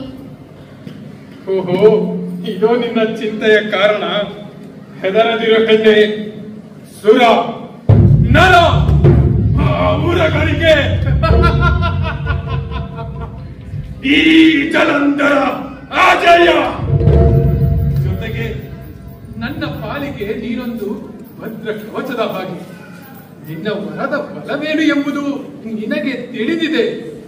ಇಷ್ಟಿದ್ದು ಮೃತ ಹೆದರುವ ಅಗತ್ಯವೇನೆ? ಯಾಕೋ ಇದು ಹಿತವಲ್ಲದ ಕೆಲಸ ಎಂದು ಮನಸ್ಸು ಸಾರಿ ಸಾರಿ ಹೇಳುತ್ತಿದೆ ಪ್ರಭು. ಇರುವುದನ್ನು ಬಿಟ್ಟು ಯಾವುದೋ ಮರೀಚಿಕೆ ಎಂದೇ ಓಡುತ್ತಿರುವ ಭಾವ ಮನಸ್ಸನ್ನು ಆವರಿಸಿದೆ. ಮುಂದೆ ಏನೇನೋ ಯೋಚಿಸಿ ಮನಸ್ಸು ಕೆಡಿಸಿಕೊಳ್ಳಬೇಡ.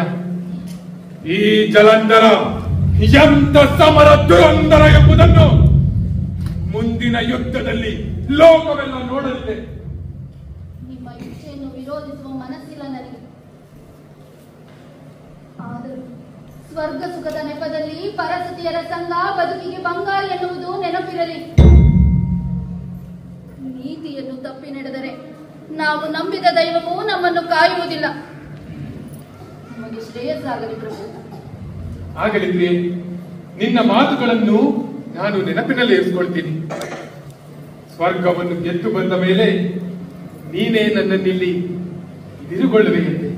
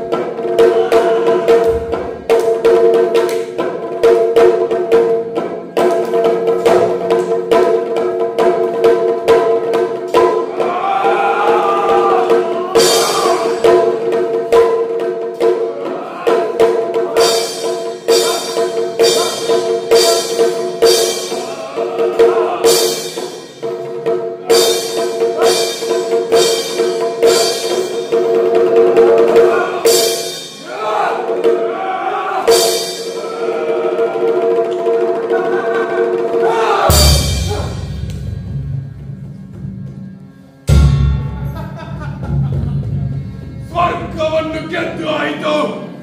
ಇದೀಗ ಈ ಸ್ವರ್ಗ ನನ್ನದೇ.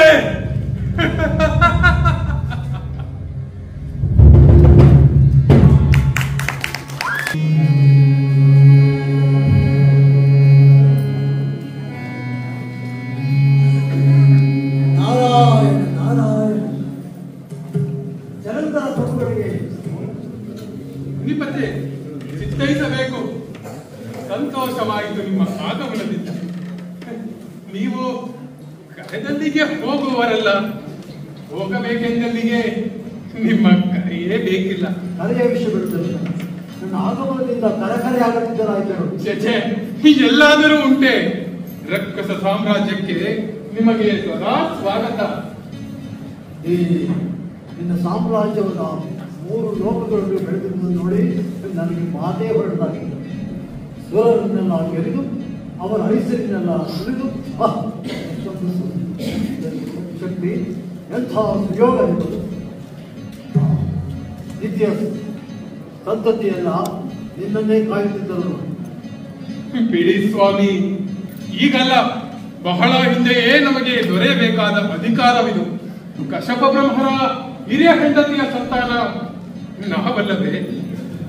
ಅದನ್ನೆಲ್ಲ ಕಿತ್ತುಕೊಂಡಿದ್ದ ಆ ಬಿಡುಗಣ್ಣನನ್ನು ಈ ದಿಕ್ಕಿನಲ್ಲೆಲ್ಲೂ ಕಾಣದಂತೆ ಮಾಡಿದ್ದೇನೆ. ಈಗ ಅವರೇನು ಸುಮ್ಮನೆ ಕುಳಿತುಕೊಳ್ಳುತ್ತಾರೆಂದು ಭಾವಿಸಬೇಡಿ. ಪೀಠದ ರುಚಿ ಕಂಡವರು ಎಂತಾದರೂ ಸುಮ್ಮನಿರುತ್ತಾರೆ. ನೀನಿರುವಾಗ ಸ್ವರ್ಗವನ್ನು ಮರಳಿ ಪಡೆಯುವುದಕ್ಕೆ ಅವರಿಗೆ ಎಲ್ಲಿ ಸಾಧ್ಯ ಜಲಂಧರ? ಅವರಿಗೆ ಸ್ವಂತ ಬಲದಿಂದ ಸಾಧ್ಯವಿಲ್ಲ ಎನ್ನುವುದು ಹೌದು. ಅದಕ್ಕಾಗಿ ಅವರೆಲ್ಲ ಹೋಗಿದ್ದಾರಂತೆ ಬ್ರಹ್ಮನಲ್ಲಿ. ಹಾಗಂತ ನಮಗೂ ಬಂದಿದೆ ವರ್ತಮಾನ. ಆಗ ಸುರರನ್ನೆಲ್ಲ ಈಶ್ವರನ ಬಳಿಗೆ ಕಳಿಸಿದ್ದಾನಂತೆ. ನೋಡೋಣ ಯಾರೇನು ಮಾಡುತ್ತಾರೆ ಎಂಬುದು. ಸುಖದ ಸುಪ್ಪತ್ತಿಗೆಯಿಂದ ಅವರಿಗೆ ಸುಖದಿಂದ ದೀರ್ಘಕಾಲದ ಸುಖದಿಂದ ಸುಖದ ಸುಪ್ಪತ್ತಿಗೆಯಿಂದ ಅವರಿಗೆ ಬೆಳಗಿದಂತಾಗಿದೆ. ಹಾಗಾಗಿ ವಾಸರ ಪೂರ್ವದಿಂದ ತೊಂದರೆಯಾಗುತ್ತೆ. ಅದಿರಲಿ, ಈಗ ಅವರನ್ನೆಲ್ಲ ಪಡೆಯುವುದು ಹೇಗೆ ಎಂಬುದರ ಬಗ್ಗೆ ನಾವು ಗುರುತಿಸಬೇಕು. ನಾನು ಒಂದು ಮಾತು ಹೇಳಿದಂತೆ ಬೇಸರಿಸಿದ್ದರೆ ಇದಕ್ಕೊಂದು ಮುಖ್ಯ ವಿಷಯವನ್ನು ಏನದು ಮುನಿಗಳೇ? ಸುಖದ ಸಂಪತ್ತು ಈಗ ಸ್ವರ್ಗದ ಮಾತ್ರ. ಹೌದು, ನೀವೀಗ ಇದೆಯಾ ರಾಜ? ಹೌದು. ನಿನಗೊಬ್ಬ ಅರಸಿ ಬೇಕಲ್ವೇ? ಅರಸಿ ಅಗತ್ಯಕ್ಕೆ ಬೇಕಾದರೆ ಸ್ವರ್ಗದಲ್ಲಿ ಸುರಸ್ತ್ರೀಯರ ದಂಡೇ ಇದೆ. ಸುಮ್ಮನೆ ಅದನ್ನೆಲ್ಲ ಏಕೆ ಮೈ ಮೇಲೆ ಎಳೆದುಕೊಳ್ಳಬೇಕು ಹೇಳಿ? ನನಗೆ ನನ್ನ ವೃಂದೆಯೇ ಸಾಕು. ಅಪ್ಪ ಮೆಚ್ಚಿದೆ ಮೆಚ್ಚಿದೆ. ಮಡದಿ ಬಗ್ಗೆ ಎಷ್ಟು ಪ್ರೀತಿ, ಎಷ್ಟು ಪ್ರೇಮ. ದಾಂಪತ್ಯ ಅಂದ್ರೆ ಇದು ನೋಡು. ಆದರೂ ನಿನ್ನ ಪಕ್ಕದ ಸಿಂಹಾಸನಕ್ಕೆ ರಿಕ್ತವಾಗಿರುವುದು ಸರ್ಕಾಧಿಪತಿಗೆ ಶೋಭೆ ತರು. ಇದೀಗ ಬೇಡದಿದ್ದರೂ ನಿನ್ನ ಸ್ಥಾನಕ್ಕಾದರೂ ಬೇಕಂದ್ರೆ. ಓಹೋ, ವಿಷಯ ಹೌದು. ಆದರೆ ಅರಸಿಯನ್ನು ಅರಸುವುದಲ್ಲಿ ಎಲ್ಲೆಲ್ಲಿ ಯಾಕೆ? ಈಶ್ವರನಿಗೆ ಒಬ್ಬರು ಪಡೆದಿದ್ದಾರೆ. ಇಡೀ ಲೋಕದಲ್ಲಿ ಅವಳಂತ ಚೆಲುವೆ ಇಲ್ಲ. ನಿನ್ನ ಒಂದೇ ಚೆಲುವೆಯಲ್ಲಿ ಕಡಿಮೆ ಇಲ್ಲ. ಆದರೆ ಈಶ್ವರನ ಮಡದಿಯ ವಿಶೇಷತೆ ಏನೆಂದರೆ ಶತ್ರುಗಳ ಬಾಧೆಯಲ್ಲೇ ಇರುವುದು. ಅವಳು ಶಕ್ತಿ ಸ್ವರೂಪಿಣಿ ಎಂದು ಹೆಸರಾದಂತವಳು. ತಿಳಿದಿದೆ. ಆಕೆಯ ನಮ್ಮ ಕುಲದ ಹಳವರನ್ನು ಕೊಂದವಳಂತೆ. ಅದಕ್ಕೆ ಹೇಳ್ತಿದ್ದೇನೆ ಈಗ. ಅವಳನ್ನು ಪಡೆದೇ ಆದರೆ ನೀನು ನಿನ್ನ ಕುಲಕ್ಕೆ ಯಾವ ತೊಂದರೆಯೂ ಇಲ್ಲ. ಸರಿ ಸ್ವಾಮಿ, ಭಲೆ, ನಿಮ್ಮ ಉಪಾಯ ಒಳ್ಳೆಯದು. ಆದರೆ ಅವಳಿಗಾಗಲೇ ಈಶ್ವರನ ಹೆಂಡತಿ. ರಾಜನು ಬಹುಸತಿಯರನ್ನು ಹೊಂದಬಹುದಾದರೂ ಪರಸತಿಯರನ್ನು ಹೊಂದುವಂತಿಲ್ಲ ಎಂದು ವೃಂದೆ ಎಚ್ಚರಿಸಿ ಕಳಿಸಿದ್ದಾಳೆ. ಹಾಗಾಗಿ ಇಂದ್ರನನ್ನು ಸಿಸಿದೇವಿಯ ಜೊತೆಗೆ ಇಲ್ಲಿಂದ ಓಡಿಸಿದ್ದೇನೆ. ಹಾಗೂ ವಿಷಯ. ಆದರೆ ಲೋಕದಲ್ಲಿರುವ ಎಲ್ಲ ವಸ್ತುಗಳು ಸ್ವರ್ಗಕ್ಕೆ ಸೇರಬೇಕಲ್ಲ? ಅದರಲ್ಲಿ ಅನುಮಾನವೇ ಬೇಡ. ಹಾಗಾದರೆ ಶಕ್ತಿ ಸ್ವರೂಪವು ಎಲ್ಲಿಗೆ ಸೇರಬೇಕಲ್ವೇ? ಶಕ್ತಿ ಸ್ವರೂಪಿಣಿಯು ಸ್ವರ್ಗದೇ ಅಲ್ಲವೇ? ಒಂದು ಕೆಲಸ ಮಾಡು. ಶಿವನ ಹೆಂಡತಿಯನ್ನು ಮರೆತು ಬಿಡು. ಆಕೆ ಪರ್ವತರಾಜನ ಪುತ್ರಿ ಪಾರ್ವತಿಯನ್ನು ನೀನು ಸ್ವರ್ಗಕ್ಕೆ ಸೇರಿಸಬಹುದಲ್ಲವೇ? ಅದು ನಾನು ನೀವು ಏಕೆ ಈ ಮಾತು ಸ್ವಾಮಿ? ಕೊಡ ತುಂಬುವುದು ಬೇಡವೇನು? ಪಾಪದ ಕೊಡವೆ. ನೀನು ತುಂಬಿದ ಕೊಡವಪ್ಪ. ಹಾಗೆ ನಿಮ್ಮ ಮಾತುಗಳನ್ನು ನೆನಪಿನಲ್ಲಿ ಇರಿಸಿಕೊಳ್ತೀನಿ. ಹಾಗೆ ನಿಮ್ಮಲ್ಲೊಂದು ಸಲಹೆ ಕೇಳಬೇಕಿತ್ತು. ಕೇಳು. ಆ ಹಾಳು ಸುರರು ಷಡ್ಯಂತ್ರ ಹೂಡುವುದಕ್ಕೆ ಮೊದಲೇ ನಾನೇ ಆ ಈಶ್ವರನ ಮೇಲೆ ಯುದ್ಧ ಸಾರಿದರೆ ಇನ್ನೂ ಒಳ್ಳೆಯದು. ಇಲ್ಲಿಂದ ಕೈಲಾಸ ಎಷ್ಟು ಮಹಾದೂರವಿದೆ? ಒಂದೇ ಕಲ್ಲಿನ 2 ಹಕ್ಕಿಗಳನ್ನು ಹೊಡೆಯಬಹುದು ನೋಡಿ. ಸರಿ, ಹಾಗಾದರೆ ಹೊರಟೆ ಕೈಲಾಸದೆಡೆಗೆ.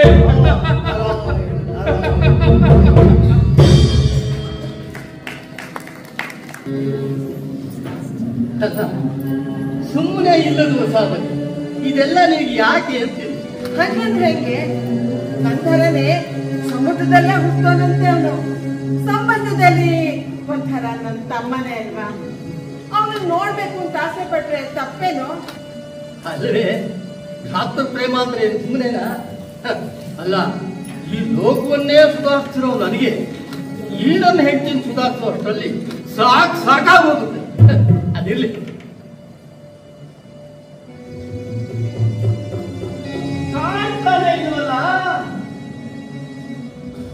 ಎಲ್ಲಿ ಗರಂಧಾರಿ ತಮ್ಮ? ನನಗೇನ್ ಗೊತ್ತು, ನೀವೇ ಹೇಳಿದ್ರಲ್ಲ ಅವನನ್ನ ಕೈಲಾಸಕ್ಕೆ ಬರೋ ವ್ಯವಸ್ಥೆ ಮಾಡಿದೀನಿ, ಬರೋ ದಾರಿಲಿ ಆತನ ತೋರಿಸ್ತೀನಿ ಬಾ ಅಂತ. ನೋಡಿದ್ಯೋ ಕಡೆಗೂ ನನ್ನ ತಲೆಗೆ ತಂದ್ಬಿಟ್ಟೆ. ಆದಿಶೇಷಿದ್ದೆ ಒಂದೇ ಸಮಯ ನನ್ನ ತಮ್ಮನ್ ನೋಡ್ಬೇಕು ಅಂತ ಚಡಪಡಿಸಿದ್ ನೋಡು. ನೀನ ನಾನು ಅಷ್ಟಕ್ಕೂ ಆ ದೇವಲೋಕದ ಲೆಕ್ಕಾಚಾರ ತಡ್ಕಡಕ್ ಮಾಡುವಂತ ಚಾಣಾಕ್ಷ ಆತ. ಅದಕ್ಕೆ ನೀನು ನನ್ನ ದೇವರಿಗೆ ಅವಾಗ್ಲಿಂದ ನನ್ನ ಮೇಲೆ ಖುಷಿ ಬನಿಸು. ಏನೋ ಶಬ್ದ ಯಾರೋ ಬರ್ತಾ ಇರೋ ಹಾಗಿದೆ. ಅರೆ ವಿಪ್ರ ದಂಪತಿಗಳು, ನಮೋ ನಮಃ. ಒಳ್ಳೇದಾಗ ಜಲಂಧರ ಅಂದ್ರೆ ನೀನೇನ? ಹೌದು ಸ್ವಾಮಿ, ನನ್ನಿಂದ ಏನಾಗ್ಬೇಕಿತ್ತು ಹೇಳಿ. ನೋಡಪ್ಪ, ಇವಳು ನಮ್ಮ ಮನೆಯವಳು, ನಿನ್ನ ನೋಡ್ಬೇಕು ಅಂತ ತುಂಬಾ ಆಸೆ ಪಟ್ಟಳು. ನಾನು ಹಾಗೂ ಹೇಳಿದೆ, ಸ್ವರ್ಗಲೋಕದ ಯಜಮಾನರು ಅಂದ್ರೆ ಸುಮ್ಮನೆನಾ, ತುಂಬಾ ಜವಾಬ್ದಾರಿ ಇರುತ್ತೆ, ಕೆಲಸ ಇರುತ್ತೆ, ಈಗ ಬೇಡ ಅಂತ. ಆದ್ರೂ ಕೇಳ್ತಾ ಇಲ್ಲ, ಸುಮ್ಮನೆ ಒಂದೇ ಸಮನೆ ಹಠ. ಅಯ್ಯೋ, ಅದೇನು ದೊಡ್ಡ ವಿಷಯ ಸ್ವಾಮಿ. ನಮಸ್ಕಾರ ತಾಯಿ. ಒಳ್ಳೇದಾಗ್ಲಪ್ಪ. ನೋಡ್ರಿ, ಏನ್ ವಿನಯ, ಎಂಥ ವಿಧೇಯತೆ ಅಂತ. ನನ್ನಿಂದ ಏನಾದ್ರೂ ಆಗ್ಬೇಕಿತ್ತ ನಿಮಗೆ? ಏನ್ ಬೇಕಾದ್ರೂ ಕೇಳಿ. ಛೇ, ಏನಿಲ್ಲಪ್ಪ, ನಾವು ಸುಮ್ಮನೆ ಬಂದವರು. ಸುಮ್ಮನೆ ಬಂದವರಂದ್ರೆ ನಂಬೋದು ಕಷ್ಟ. ದನಕಣಕಗಳನ್ನು ಬೇಯಿಸಿ ಬಂದಿದ್ರೆ ಹೇಳಿ, ಸಂಕೋಚ ಬೇಡ, ಕೇಳ್ದಷ್ಟು ಕೊಡ್ತೀನಿ. ನನಗೆ ತನಕನಕ ಕೊಡೋ ಮಾತು. ನಮ್ಮ ಮನೇಲೆ ಲಕ್ಷ್ಮಿ ನೆಲೆಸಿರುವಾಗ ಕ್ಷೀರ ಸಮುದ್ರನೇ ಹರಿಯುವಷ್ಟು ಸಮೃದ್ಧಿ ಇದೆ. ಛೇ, ಏನೇನೂ ಬೇಡಪ್ಪ. ವಿಚಿತ್ರವಾಗಿದೆ ಇವರ ವರ್ತನೆ. ಬೇಕಿದ್ದು ಕೇಳಿ ಎಂದರು ಕೇಳದ ಬ್ರಾಹ್ಮಣರನ್ನು ಈಗಲೇ ನೋಡಿದ್ದು ನಾನು. ಇವರ ಮುಖದ ತೇಜಸ್ಸು ಎಷ್ಟೊಂದು ಪ್ರಖರವಾಗಿದೆ ಎಂದರೆ ಸಾಮಾನ್ಯ ದಂಪತಿಗಳಾಗಿರಲು ಸಾಧ್ಯವಿಲ್ಲ ಇವರು. ಯಾರೆಂದು ತಿಳಿಯಬೇಕು. ಸ್ವಾಮಿ, ಈ ದಿನ ಏನೋ ಒಳ್ಳೆಯದಾಗುತ್ತದೆ ಎಂಬ ಭಾವದಿಂದಲೇ ಮನೆಯಿಂದ ಹೊರಟಿದ್ದೆ. ಈಗ ನಿಮ್ಮನ್ನು ನೋಡಿದ ಮೇಲೆ ಆ ಭಾವ ಸತ್ಯ ಎನಿಸಿತು. ಅಯ್ಯೋ, ನಿಮ್ಮನ್ನು ಕಂಡು ನನಗಾದ ಸಂತೋಷದಲ್ಲಿ ನಿಮ್ಮ ಪರಿಚಯ ಕೇಳುವುದಕ್ಕೆ ಬರಲಿ. ಸ್ವಾಮಿ, ನಿಮ್ಮ ಹೆಸರೇನು? ಊರಾವುದು? ಅದು ನಾನು ಗೋವಿಂದ ಭಟ್ಟ, ಇವಳು ರಮೆ. ನಮ್ಮೂರು ವೈಕುಂಠಪುರ. ವೈಕುಂಠಪುರದ ಗೋವಿಂದ. ರಮೆ ಗೋವಿಂದ, ರಮಾ ಗೋವಿಂದ.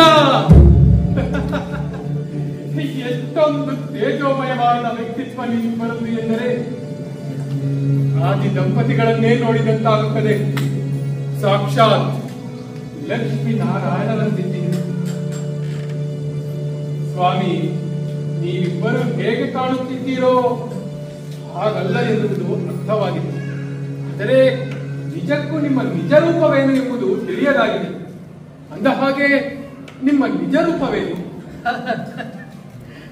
ನಮ್ಮ ನಿಜ ರೂಪ ನೋಡ್ಬೇಕಂದ್ರೆ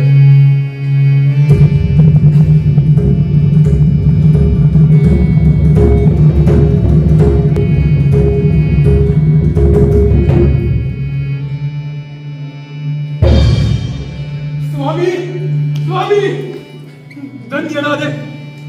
ಧನ್ಯನಾದೆ. ಪರಮ ಪದವೇ ದೊರಕಿದ ಅನುಭವ ನನ್ನ ಪಾಲಿಗೆ. ಋಷಿ ಮುನಿಗಳು ಎಷ್ಟು ವರ್ಷಗಳ ಕಾಲ ತಪಸ್ಸು ಮಾಡಿದರು, ದೊರೆಯದ ಭಾಗ್ಯ ಇಂದು ನನ್ನ ಪಾಲಿಗೆ ಬಂತಲ್ಲ. ಈ ಸಮಯದಲ್ಲಿ ನನ್ನ ವೃಂದೆಯಲ್ಲಿರಬೇಕಿತ್ತು. ಆದಿ ದಂಪತಿಗಳನ್ನು ಕಣ್ತುಂಬಿಕೊಳ್ಳಬೇಕಿತ್ತು.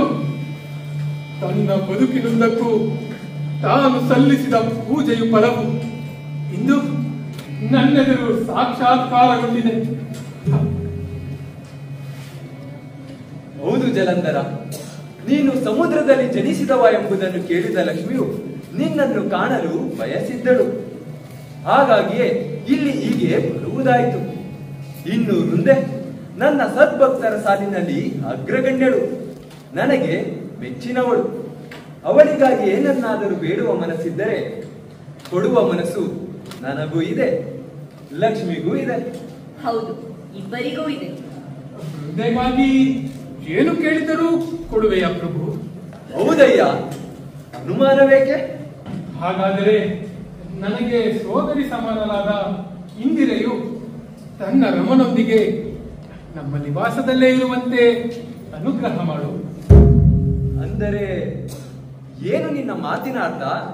ಸ್ವಾಮಿ, ಸೋದರನ ಮನೆಯಲ್ಲಿ ಅಕ್ಕ ಬಂದಿರುವಂತೆ, ನನ್ನ ವೃಂದೆಯ ಜೊತೆ ಲಕ್ಷ್ಮೀ ದೇವಿಯು ಇರುವಂತೆ ಕೃಪೆ ಮಾಡು. ಆಕೆ ಒಬ್ಬಳೇ ಅಲ್ಲ, ಪತ್ನಿಯ ಜೊತೆ ಪತಿ ಇದ್ದರೆ ಮಾತ್ರವೇ ಲಕ್ಷಣವಲ್ಲವೇ? ಏನು, ನನ್ನನ್ನು ಲಕ್ಷ್ಮಿಯನ್ನು ನಿನ್ನ ಮನೆಯಲ್ಲಿ ಇಟ್ಟುಕೊಳ್ಳುವ ಉದ್ದೇಶವೇ? ಅದು ಹೇಗೆ ಸಾಧ್ಯ? ಪ್ರಭು, ಕೇಳಿದನ್ನು ಕೊಡುವುದಾಗಿ ಮಾತು ಕೊಟ್ಟವ ನೀನು.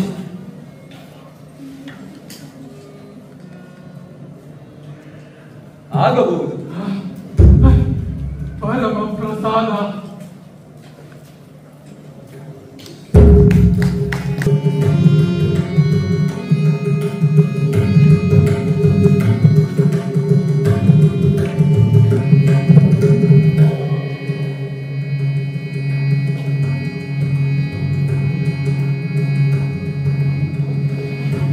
ಇಷ್ಟೆಲ್ಲ ಉಪಚಾರ ಯಾಕೆ ವೃದ್ಧೆ?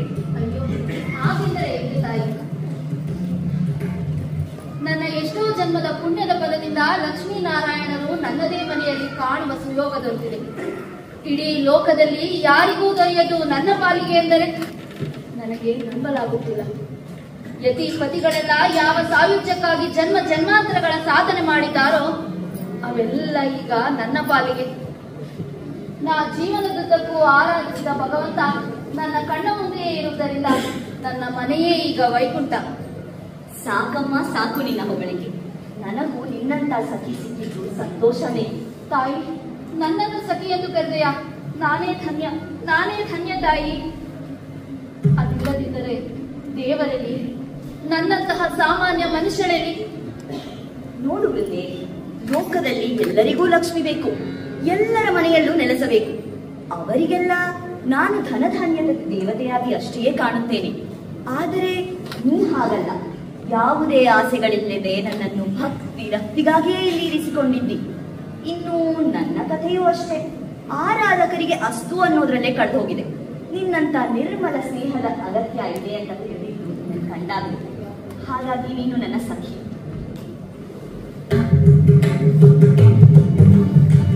ಸರಿ, ನಾನೀಗ ಹೋಗಿ ಬರುತ್ತೇನೆ. ಆಗಲ್ಲಮ್ಮ.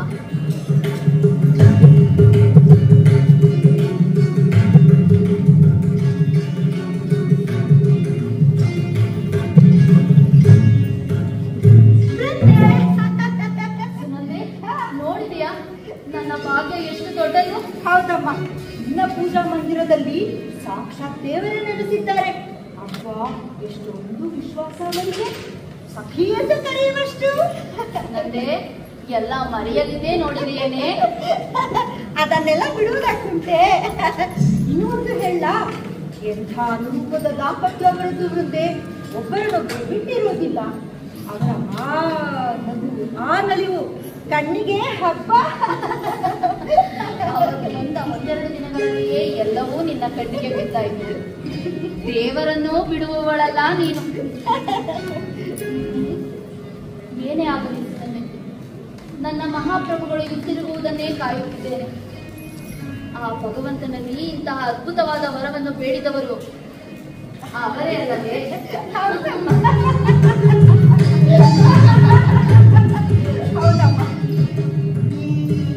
ಈ ಶ್ರೇಯವೆಲ್ಲ ಅವರಿಗೆ ಸಲ್ಲಬೇಕು. ಆದರೆ ಜಲಂಧರ ಪ್ರಭುಗಳು ಈಗಾಗಲೇ ಸ್ವರ್ಗವನ್ನು ವಶಪಡಿಸಿಕೊಂಡಿದ್ದಾರೆ ಎಂಬ ವರ್ತಮಾನ ಬಂದಿದೆಯಲ್ಲ ಕಾಲದಲ್ಲಿ ಪ್ರಭುಗಳಿಗೆ. ವರ್ತಮಾನ ಬಂದಿರೋದೇನೋ ನಿಜ, ಆದರೆ ಅವ್ರಿಗೆ ಇನ್ನೂ ಅಲ್ಲಿ ಯಾವ ಕೆಲಸ ಕಾರ್ಯಗಳು ಉಳಿದಿವೆಯೋ ಅದನ್ನೆಲ್ಲ ಮುಗಿಸಲು ಇನ್ನು ಎಷ್ಟು ಸಮಯ ಬೇಕಾದೀತೋ ಅಲ್ಲಿಯವರೆಗೂ ನಾನು ಕಾಯಲೇಬೇಕು. ಅದು ನಿಜ. ಇನ್ನೂ ಒಂದು ಸುದ್ದಿ ಕೇಳಿದ್ನೆಮ್ಮ, ಹೇಳೋ ಬೇಡವೋ ಅಂತ ಅನುಮಾನ. ಏನೇ ಅದು? ಅದು ಜಲಂಧರ ಪ್ರಭುಗಳು ಸ್ವರ್ಗವನ್ನು ವಶಪಡಿಸಿಕೊಂಡ ನಂತರ ಈಗ ಕೈಲಾಸಕ್ಕೂ ದಾಳಿ ಮಾಡಿದ್ದಾರಂತೆ. ಹಾಗಂತ ಮಹಾರಾಜರು ಮತ್ತು ಮಹಾರಾಣಿಯರು ಮಾತನಾಡಿಕೊಳ್ಳುತ್ತಿದ್ದರು. ಕೈಲಾಸದ ಮೇಲೆ ದಾಳಿ?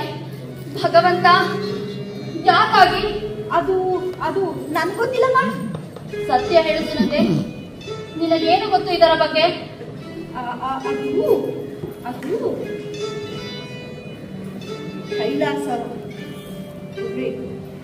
ಈಶ್ವರನ ಪತ್ನಿ ಅರ್ಧಾಂಗಿ, ಶಿವನ ಅರ್ಧಾಂಗಿ ಪಾರ್ವತಿ. ನನಗೊತ್ತಿಲ್ಲಮ್ಮ. ಮಹಾರಾಣಿಯ ಆಜ್ಞೆಯನ್ನು ಉಲ್ಲಂಘಿಸುವಷ್ಟು ಸಲಿಗೆ ನಿನಗೆ? ಏನದು ಹೇಳು. ಅದು ಶಿವನ ಅರ್ಧಾಂಗಿ ಪಾರ್ವತಿಯನ್ನು ವಶಪಡಿಸಿಕೊಳ್ಳುವ ಉದ್ದೇಶ ಇರಬಹುದು ಎಂಬುದಾಗಿ ಕೇಳಿ ಬಲ್ಲೆ ಮಹಾರಾಣಿ. ಅದಕ್ಕಿಂತ ಹೆಚ್ಚಿನದು ನನಗೆ ತಿಳಿಯದು. ಸರಿ, ನೀನಿನ್ನು ಹೋಗು.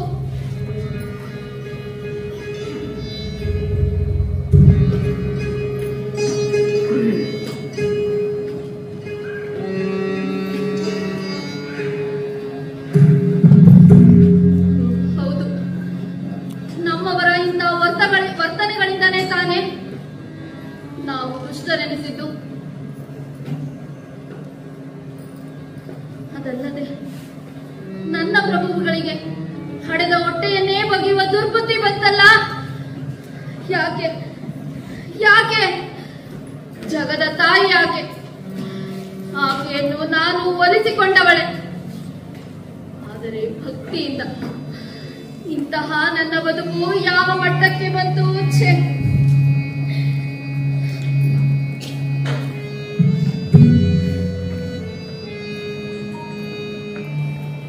ಶಿವಾಣಿಗಾಗಿ ಆಸೆ ಪಟ್ಟವರು ರಕ್ಕಸಪುರದಲ್ಲಿ ಇವರೇ ಮೊದಲೇನಲ್ಲ. ಹಿಂದೆಯೂ ಇದ್ದರು, ಇದ್ದವರೆಲ್ಲ ಹೋದರು. ಇಷ್ಟಾಗಿ ಮತ್ತೀಗ ಪರಸತಿಯರ ಸಂಘ ಬದುಕಿಗೆ ಭಂಗ ಎನ್ನುವುದು ನೆನಪಿಸಿದ್ದು ಸಂಪೂರ್ಣ ವ್ಯರ್ಥವಾಯಿತು.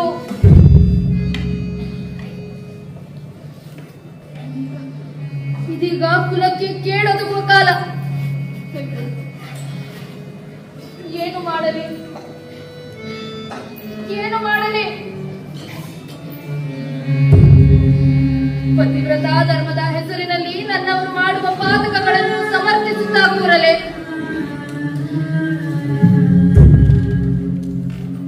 ಇದನ್ನೆಲ್ಲ ತಡೆಯುವುದಾದರೂ ಹೇಗೆ? ಭಗವಂತ, ಭಗವಂತ, ನನಗೊಂದು ದಾರಿ ತೋರು ಭಗವಂತ.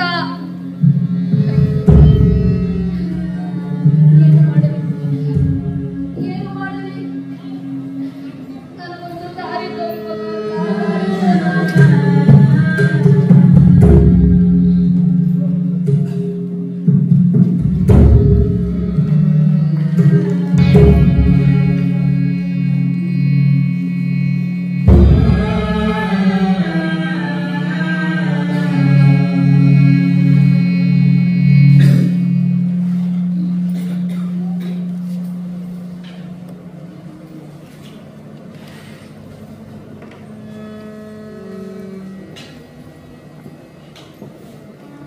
ಎಲ್ಲ ಹಾಳಾಯಿತು.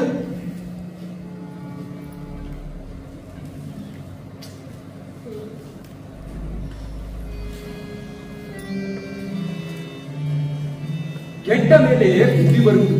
ಇಂಥವರಿಗೆ ವರ ಕೊಡುವಾಗ ನಮ್ಮಂತವರು ಆಲೋಚಿಸಬೇಕು. ಇವ ಪಡೆದ ವರಗಳು, ಇವನ ಹೆಂಡತಿ ಪಡೆದ ವರಗಳು ಒಂದು ಲೋಕೋಪಕಾರಕ್ಕಲ್ಲ. ಸ್ವಾಮಿ, ಸ್ವಾಮಿ, ಹೀಗೆ ಬಿಟ್ಟರೆ ಲೋಕಕ್ಕೆ ಕಂಟಕ, ಪಾಪಿ, ಅನಿಷ್ಟ. ಇದನ್ನು ಇಲ್ಲಿಗೆ ನಿಲ್ಲಿಸದಿದ್ದರೆ ಎಲ್ಲ ಹಾಳು. ಸ್ವಾಮಿ ಲಕ್ಷ್ಮೀರಮಣ, ಓ, ನಾ ಬಂದದ್ದು ಕಂಡೆ ನೀವು ಬೈದಿತ್ತು ಅಥವಾ ನೀವು ಬೈಯುವಾಗಲೇ ನಾ ಬಂದಿದ್ದು? ನೀ ಯಾವಾಗ ಬಂದೆ? ಅದೇ ನೀವು ಬೈಯುವಾಗ. ಹಾ, ಸರಿ. ಏನಾಯ್ತು ಸ್ವಾಮಿ, ಸುಮ್ಮನೆ ನಿಂತು ಬಿಟ್ಟರಲ್ಲ? ಲಕ್ಷ್ಮಿ, ಲೋಕದ ಸ್ಥಿತಿ ಕೆಡದಂತೆ ನಿಭಾಯಿಸುವುದೆಂದರೆ ಹಗ್ಗದ ಮೇಲಿನ ನಡಿಗೆ. ಅಗ್ಗ ತಪ್ಪಿದರೂ ಕಾಲು ಜಾರಿದರೂ ಸಮಸ್ಯೆ ನನಗೆ ತಾನೆ. ಅರ್ಥವಾಯಿತು. ವೈಕುಂಠದಿಂದ ಇಲ್ಲಿಗೆ ಬಂದು ರಕ್ಕಸನ ಮನೆಯಲ್ಲಿರಬೇಕಾಯಿತು ಎಂದು ನನ್ನ ಮೇಲೆ ಮುನಿಸುತ್ತಾನೆ. ಇಲ್ಲಿಗೆ ಬರಬೇಕು ಎಂದು ಹಠ ಹಿಡಿದವಳು ನಾನು. ಅಲ್ಲ ಪ್ರಿಯೆ, ವಿಷಯ ಇದೇ ರಕ್ಕಸನದ್ದು ಹೌದಾದರೂ ಅದು ನನಗೆ ಸಂಬಂಧಿಸಿದಲ್ಲ. ಸ್ವರ್ಗವನ್ನು ವಶಪಡಿಸಿಕೊಂಡ ಆತ ಈಗ ಕೈಲಾಸಕ್ಕೆ ದಾರಿಟ್ಟಿದ್ದಾನೆ. ಆ ದಿನ ಆತ ಕೈಲಾಸಕ್ಕೆ ಹೋಗಿದ್ದು ಯುದ್ಧಕ್ಕೋ? ಆದರೆ ಯುದ್ಧ ಬೇಕೆ? ಅವನಿಗೆ ಪಾರ್ವತಿ ಬೇಕಂತೆ. ಎಲ್ಲ ದುರ್ಬುದ್ಧಿಯೇ. ನಮ್ಮ ಮುಂದೆ ಎಷ್ಟು ವಿನಯ ವಿಧೇಯತೆ ತೋರಿದ ಆತ ಈಗ ಲೋಕಮಾತೆಯ ಮೇಲೆ ಕೆಟ್ಟ ದೃಷ್ಟಿಯೇ. ಆದರೆ ಆತನಿಗೆ ಪಾರ್ವತಿ ಬೇಕೆಂಬ ಭಾವ ಮೂಡಿದ್ದಾದರೂ ಏಕೆ? ಮೊದಲೇ ನಿನಗೆ ಹೇಳಿದ್ದೇನಲ್ಲ, ದೇವರ ಲೆಕ್ಕಾಚಾರವನ್ನು ತಲೆ ಕೆಳಗು ಮಾಡುವಂತಹ ಚಾಣಾಕ್ಷರಿತ ಎಂದು. ಈಗಾಗಿರುವುದು ಅದೇ. ಉನ್ಮತ್ತನಾಗಿ ಮೆರೆಯುತ್ತಿದ್ದ ಅವನನ್ನು ನಿಗ್ರಹಿಸಲು ಮಾಡಿದ್ದೆಲ್ಲ ಈಗ ನಮಗೆ ತಿರುಗುಬಾಣವಾಗಿದೆ. ಆತನ ಆದಿಯಿಂದಲೇ ಅಂತ್ಯವೆಂಬ ವರದಿಂದಾಗಿ ಆತ ತಾನಾಗಿಯೇ ಶಿವನ ಮೇಲೇರಿ ಹೋಗುವಂತೆ ವ್ಯೂಹವನ್ನು ರಚಿಸಿದೆ. ಅದರ ಪ್ರಕಾರವೇ ಆತ ಉಮೆಯನ್ನು ಪಡೆಯುವುದಕ್ಕಾಗಿ ಉಮಾಪತಿಯೊಂದಿಗೆ ಯುದ್ಧಕ್ಕೆ ನಿಂತ. ಆ ಸಮರದಲ್ಲಿ ಈಶ್ವರನಿಗೆ ಸೋಲಿಲ್ಲ, ಜಲಂಧರನಿಗೆ ಸಾವಿಲ್ಲ ಎನ್ನುವ ಸ್ಥಿತಿ ಉಂಟಾಗಿದೆ. ಇವರಿಬ್ಬರ ಈ ಯುದ್ಧದ ಕಾವಿಗೆ 3 ಲೋಕಗಳು ಬೆದರುವಂತಾಗಿದೆ. ಇದನ್ನೀಗ ನಿಲ್ಲಿಸದಿದ್ದರೆ ಜಗತ್ತೆಲ್ಲ ಅಪಾಯಕ್ಕೆ ಸಿಲುಕುವುದು ನಿಶ್ಚಿತ. ಇದೊಳ್ಳೆ ವಿಚಿತ್ರ. ಅವನ ಆದಿಯಿಂದಲೇ ಅಂತ್ಯವೆಂದರಲ್ಲವೇ ನೀವು? ಈಗ ಈಶ್ವರನೆದುರಿಗೂ ಸಾವಿಲ್ಲದೆ ಉಳಿದಿದ್ದಾನೆಂದರೆ ಯಾವುದೋ ಶಕ್ತಿಯೇ ಅವನನ್ನು ಕಾಪಾಡುತ್ತಿರಬೇಕು. ಹೌದು, ಸರಿಯಾಗಿ ಹೇಳಿದೆ. ಸಮಸ್ಯೆ ಬಂದಿರುವುದು ಅಲ್ಲಿ. ಇವೆಲ್ಲಕ್ಕೂ ಕಾರಣಳಾಗಿರುವಳು ನಿನ್ನ ವೃಂದೆ. ವೃಂದೆ? ಅದು ಹೇಗೆ ಪ್ರಭು? ಲಕ್ಷ್ಮಿ, ಜಲಂಧರನನ್ನು ನಿಗ್ರಹಿಸುವ ದಾರಿಯೇ ತಿಳಿಯದೆ ದಿಗ್ಮೂಢನಾಗಿ ನಿಂತಿದ್ದೇನೆ. ವಿಷಯ ತೀರಾ ಸೂಕ್ಷ್ಮ ಎನ್ನುವುದು ನಿಜ. ಯಾರೆಷ್ಟೇ ಪ್ರಯತ್ನಿಸಿದರೂ ಆಕೆಯು ತನ್ನ ಪತಿವ್ರತ ಧರ್ಮವನ್ನು ಬಿಡುವುದು ಸಾಧ್ಯವಿಲ್ಲ. ಎಷ್ಟು ಮಾನಿಸುತ್ತಾಳೆ ಆಕೆ ಜಲಂಧರನನ್ನು. ಹಾಗಾದರೆ ಈ ವಿಷಮ ಪರಿಸ್ಥಿತಿಯಿಂದ ಲೋಕವನ್ನು ಪಾರು ಮಾಡುವ ಬಗೆ ಹೇಗೆ? ಛೆ, ಯಾರೇನೇ ಮಾಡಿದರೂ ಅವೆಲ್ಲ ನನ್ನನ್ನೇ ಸುತ್ತಿಕೊಳ್ಳುತ್ತಾವಲ್ಲ. ಏಕೆ ಹೀಗೆ? ಇಂಥ ಸಂದಿಗ್ಧ ನನ್ನ ಪಾಲಿಗೆ ಎದುರಾಗುವುದೇಕೆ?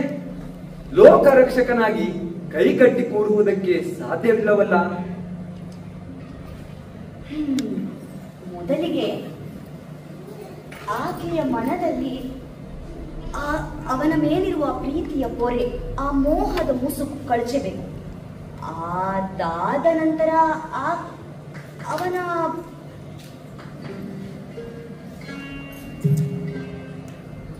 ಮಾಡಿದರೆ, ಹೀಗಾದರೆ ಕೆಲಸ ಸ್ವಲ್ಪ ಹಗುರವಾಗುತ್ತದೆ. ಹೌದು, ಆದರೆ ಇದಕ್ಕೇನು ಮಾಡುವುದು?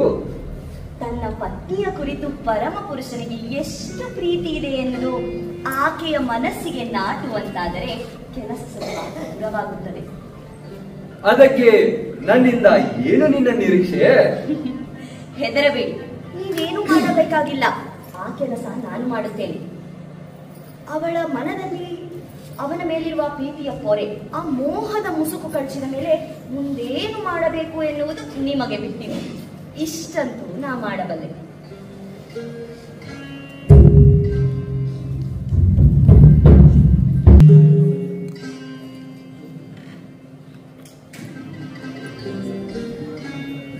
ಬೇಡ ಬೇಡ, ಹೋಗು ಇಲ್ಲಿಂದ. ನಿನ್ನ ಮುಖ ತೋರಿಸಬೇಡ. ತೊಲಗು, ಹೋಗು. ಪ್ರಭು, ಪ್ರಭು ನಿಲ್ಲಿ ನಿಲ್ಲಿ ಪ್ರಭು.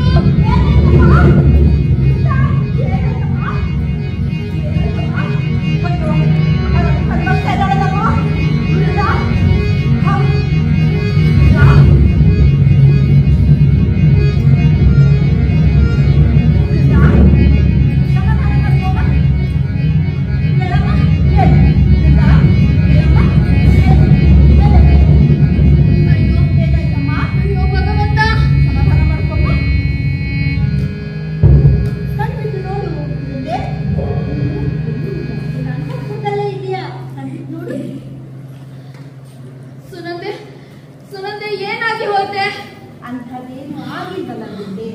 ಏಕಾಗಿ ಈ ಶೋಕ, ಈ ಆತಂಕ?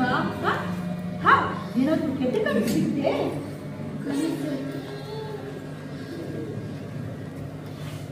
ಹೌದು, ಅದನ್ನು ಈಗ ಯೋಚಿಸಿದರೂ ಮೈಯೆಲ್ಲ ಕಂಪಿಸುತ್ತಿದೆ, ಎದೆ ನಗಾರಿಯಂತೆ ಹೊಡೆದುಕೊಳ್ಳುತ್ತಿದೆ. ಕಂಡದ್ದು ಕನಸು ಅಷ್ಟೇ. ಕನಸೇ ಆದರೂ ಮನಸ್ಸೆಲ್ಲ ರಾಡಿಯಾಗಿದೆ ಸುನಂದೆ. ನನ್ನ ಜಲಂಧರ ಪ್ರಭುಗಳು ಮರಳಿದರೆ. ಇನ್ನು ಇಲ್ಲದಮ್ಮ, ಬರ್ಬೋದು ಸ್ವಲ್ಪ ದಿನಗಳಲ್ಲಿ. ಬಾರದಿದ್ದರೆ ಹೋಗು ಸುನಂದೆ, ಹೋಗಿ ಒಮ್ಮೆ ಲಕ್ಷ್ಮೀ ದೇವಿಯನ್ನು ಕರೆದುತ್ತಾ. ಅದು ಈ ಸೆರೆರಾತ್ರಿಯಲ್ಲಿ ಅವ್ರು ಬಂದಿರ್ಬೋದಲ್ವೇ? ದೇವಿಯಲ್ಲೊಮ್ಮೆ ಮಾತನಾಡಿದರೆ ಮನಸ್ಸು ಹಗುರಾದಿ. ಹೋಗಿ ನೋಡು, ಹೋಗು. ಆಯ್ತಮ್ಮ. ಜೋಪಾನ ಜೋಪಾನ.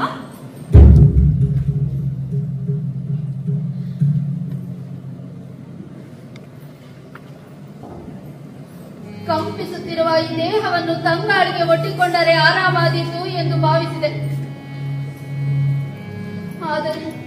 ಆದರೆ ಲೋಕದಲ್ಲೆಲ್ಲೂ ಪ್ರಾಣವಾಯುವೇ ಇಲ್ಲವೇನೋ ಎಂಬಂತೆ ಉಸಿರು ಕಟ್ಟುತ್ತಿದೆ. ದೀರ್ಘವಾಗಿ ಉಸಿರೆಳೆದರೂ ಎದೆ ಬಿಗಿಯುವ ಭಾವ. ನಿಲ್ಲುವ ತ್ರಾಣವೇ ಇಲ್ಲವಲ್ಲ.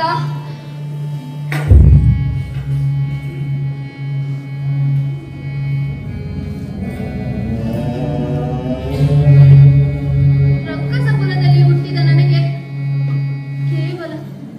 ಕೇವಲ ಕನಸಿನಲ್ಲಿ ಕಂಡ ರಾಕ್ಷಸರಿಂದ ಈ ಪರಿ ಹಂಚಿಕೆ ಆಯಿತು ಎನ್ನಲೆ. ಅವರು ನನ್ನನ್ನು ಬೆನ್ನು ಹತ್ತಿದ ರೀತಿಗೆ ಉಸಿರು ಕಟ್ಟಿತು ಎನ್ನಲೆ. ನನ್ನೆದುರಿಗಿದ್ದ ದೇವರ ಸ್ವರೂಪವು ನನ್ನನ್ನು ಕೈ ಹಿಡಿಯಲಿಲ್ಲವೆಲ್ಲ ಎಂದು ಅಳುವಂತೆ. ಎಲ್ಲಕ್ಕಿಂತ ಹೆಚ್ಚಾಗಿ ಕತ್ತೆಯ ಮೇಲೆ ಕುಳಿತು ದಕ್ಷಿಣ ಕಡೆಗೆ ಹೋಗುತ್ತಿದ್ದ ನನ್ನ ಜಲಂಧರ ಪ್ರಭುಗಳು. ನಾನು ಕೂಗಿದರೂ ತಿರುಗಿ ನೋಡಲಿಲ್ಲವಲ್ಲ. ಇವೆಲ್ಲ ಏನನ್ನು ಸೂಚಿಸುತ್ತಿದೆ? ಅಯ್ಯೋ, ಇವೆಲ್ಲ ಏನನ್ನು ಸೂಚಿಸುತ್ತಿದೆ? ತಾಯಿ, ಭಗವತಿ, ಜೀವನದಲ್ಲಿ ಎಂದೂ ಕಾಣದಂತಹ ದುಸ್ವಪ್ನವೊಂದನ್ನು ಕಂಡೆನಮ್ಮ. ಬದುಕಿನ ಅನಿಷ್ಟಗಳೆಲ್ಲ ನನ್ನ ಬೆನ್ನು ಬಿದ್ದಂತೆ. ನನ್ನವರು ದಕ್ಷಿಣ ಕಡೆಗೆ ಹೋದಂತೆ. ನಂಬಿದ ದೇವ ನನ್ನನ್ನು ಕೈ ಬಿಟ್ಟಂತೆ ಸ್ವಪ್ನವಾಯಿತು ತಾಯಿ. ಇದೆಲ್ಲ ಕೆಳಗಿನ ಮುನ್ಸೂಚನೆಯೇ? ಜೀವ ತಲ್ಲಣಿಸಿದೆ ತಾಯಿ. ಅಯ್ಯೋ ಹುಚ್ಚಿ, ಕನಸಲ್ಲಿ ಕಂಡದಕ್ಕೆ ಇಷ್ಟೆಲ್ಲ ಚಿಂತಿಸುವರೇನೆ? ಕನಸು ಹೊಡೆದ ಮೇಲೆ ಕನವರಿಸುವರೇನೆ? ಆದರೂ ಇಂತಹ ಕನಸಕ್ಕೆ ಬಿತ್ತೆಂದು ಅರ್ಥವಾಗಿರಲಿಲ್ಲ ತಾಯಿ. ಏನಿದರ ಅರ್ಥ? ನಾನೇನು ಸ್ವಪ್ನಶಾಸ್ತ್ರಿಯೇ ಕನಸಿನ ಅರ್ಥ ಹೇಳೋದಿಕ್ಕೆ? ಇಷ್ಟ ಮುಗಿದು ಹೋದ ಕನಸಿನ ಬಗ್ಗೆ ಎಷ್ಟು ಅರ್ಥ ಹುಡುಕಿದ್ರೇನು? ಬಿಡು ಅದನ್ನೆಲ್ಲ. ದೇವಿ, ನನ್ನ ಜಲಂಧರ ಪ್ರಭುಗಳು ಸುರಕ್ಷಿತವಾಗಿರುವರಲ್ಲವೇ? ಈ ಬಗ್ಗೆ ಚಿಂತೆನೆ ಬೇಡ. ಕೈಲಾಸದಲ್ಲಿ ಯುದ್ಧ ನಡೀತಾ ಇದೆ. ಜಗದೀಶ್ವರರು ಜಲಂಧರರು ಇಬ್ಬರು ಸರಿ ಸಮಾನದಲ್ಲಿ ಯುದ್ಧ ಮಾಡ್ತಾ ಇದ್ದಾರಂತೆ. ಅಲ್ಲದೆ ನಿನ್ನ ಅರಸನಿಗೆ ನೀನೇ ಶ್ರೀರಕ್ಷೆಯನ್ನು ಕೇಳಿದ್ದೇನೆ. ಹೀಗಿರಬೇಕಾದರೆ ನೀನೇ ಈ ರೀತಿ ಚಿಂತಿಸಿದರೆ ಹೇಗೆ? ಕಣ್ಣೊರೆಸಿಕೋ.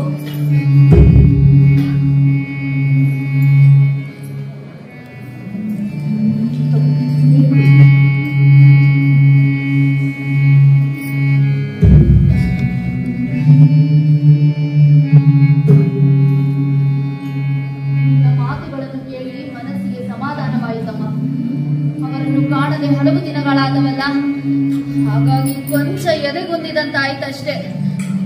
ಅವರು ನಿನ್ನ ಬಗ್ಗೆಯೇ ಚಿಂತಿಸುತ್ತಿರಬಹುದು, ನಿನ್ನನ್ನೇ ಎದೆಯಲ್ಲಿ ತುಂಬಿಕೊಂಡಿರಬಹುದು. ಹೌದೌದು, ಅವರೇನು ಶ್ರೀಹರಿಯೇ ತನ್ನೆದೆಯಲ್ಲಿ ಲಕ್ಷ್ಮಿಯನ್ನು ತುಂಬಿಕೊಂಡಿರುವುದಕ್ಕೆ? ಆಹಾ, ಚದುರೆ, ನನ್ನ ಬುಡಕ್ಕೆ ಬಂದೆಯಾ? ತುಂಬಾ ಚೆನ್ನಾಗಿ ಅರ್ಥೈಸಿಕೊಂಡಿದ್ದೀಯಾ ನೀನು ನಮ್ಮನ್ನು. ನಿಜ ಹೇಳಲ ಬಂದೆ. ಶೋಣಿತಾಪುರದವರೆಗೂ ಬಂದು ನನ್ನ ಜೊತೆಯಲ್ಲಿದ್ದಾರೆ, ಕೇವಲ ನನಗಾಗಿ. ಅವರ ಎಲ್ಲಾ ಅವತರಣಗಳಲ್ಲೂ ನನ್ನನ್ನು ಜೊತೆಯಲ್ಲಿರಿಸಿಕೊಂಡಿದ್ದಾರೆ. ಇಷ್ಟಾಗಿ ಅವರನ್ನು ಬಿಟ್ಟಿರುವುದು ಅಸಾಧ್ಯವೆಂದಾಗ ಹೃದಯ ಮಂದಿರದಲ್ಲಿ ಬೆಚ್ಚಗೆ ಕುಳಿಸಿಕೊಂಡಿದ್ದಾರೆ. ಸಿರಿ ಇರಬೇಕಾಗಿದ್ದು ಹೃದಯದಲ್ಲಿ ಅಂತ ಲೋಕಕ್ಕೆ ತೋರಿಸಿಕೊಟ್ಟಿದ್ದಾರೆ. ಹೌದಮ್ಮ, ಅಷ್ಟಲ್ಲದೆ ನಿಮ್ಮನ್ನು ಆದಿದಂಪತಿಗಳೆಂದು ಲೋಕ ಕರೆಯುವುದು ಸುಮ್ಮನೆ ಅಲ್ಲವಲ್ಲ. ಎಷ್ಟೊಂದು ಅನ್ಯೋನ್ಯತೆ, ಎಷ್ಟೊಂದು ಆತ್ಮೀಯತೆ ನಿಮ್ಮಿಬ್ಬರಲ್ಲಿ. ಇಂತಹ ಅನುರೂಪದ ದಾಂಪತ್ಯವನ್ನು ನಾನಿನ್ನೆಲ್ಲೂ ಕಾಣೆ ತಾಯಿ. ನನಗನಿಸುವುದೇನು ಗೊತ್ತೇ, ಕೈಲಾಸ ಎಂದರೆ ಕ್ಷೀರಸಾಗರ ಎಂದು ಜನ ಮಾನಿಸುತ್ತಾರೆ. ಲಕ್ಷ್ಮಿ, ಸಿರಿ, ಕ್ಷೀರಸಾಗರ ಇದೆಲ್ಲ ಐಹಿಕ ಸುಖದ ಮಟ್ಟಿಗೆ ಇದೆಲ್ಲ ನಿಜ ಇರಬಹುದು. ಆದರೆ ನಮ್ಮಿಬ್ಬರಿಗೆ ಪರಸ್ಪರರ ಸಾಂಗತ್ಯವೇ ಸಮೃದ್ಧಿ, ಅದೇ ಹಾಲ್ಗಡೆದು. ಇದಕ್ಕಿಂತ ದೊಡ್ಡದು ಏನಿದೆ ಹೇಳಿ? ದೇವರಾದರೇನೆ, ನಮ್ಮದು ಸಂಸಾರನೇ ತಾನೆ. ಹೌದಮ್ಮ, ಪರಸ್ಪರ ಸಾಂಗತ್ಯವೇ ದೊಡ್ಡ ಸಂಪತ್ತು. ಅದನ್ನು ಬಿಟ್ಟು ದೇವಲೋಕದಲ್ಲಿ ಸಂಪತ್ತು ಹುಡುಕಿದರೆ ಎಲ್ಲಿ ಸಿಗಬೇಕು ಸಿರಿ, ಸಂತೋಷ? ಸರಿ, ಇದನ್ನೆಲ್ಲ ಇವಾಗ ನಿಶ್ಚಿಂತರಾಗಿ ಮಲಗುತ್ತಾ ಮಲಗು. ನಾವು ಹೀಗೆ ಮಾತಾಡಿದ್ರೆ ಬೆಳಗಾಗಿತ್ತು. ಆಗಲಮ್ಮ.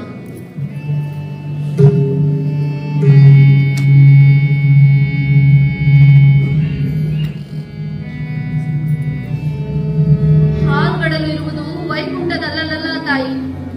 ನೀವೆಲ್ಲಿದ್ದೀರೋ ಅಲ್ಲಿಯೇ ನಿಮಗೆ ಹಾಲ್ಗಡಲು. ಹರಿ ಇದ್ದಲ್ಲಿಯೇ ಸಿರಿ, ಸಿರಿ ಇದ್ದಲ್ಲಿಯೇ ಹರಿ. ಶ್ರೀಮಂತಿಕೆ ಇರಬೇಕಾದುದು ಹೃದಯದಲ್ಲೇ ಹೊರತು ಬೇರೆಲ್ಲೂ ಅಲ್ಲ.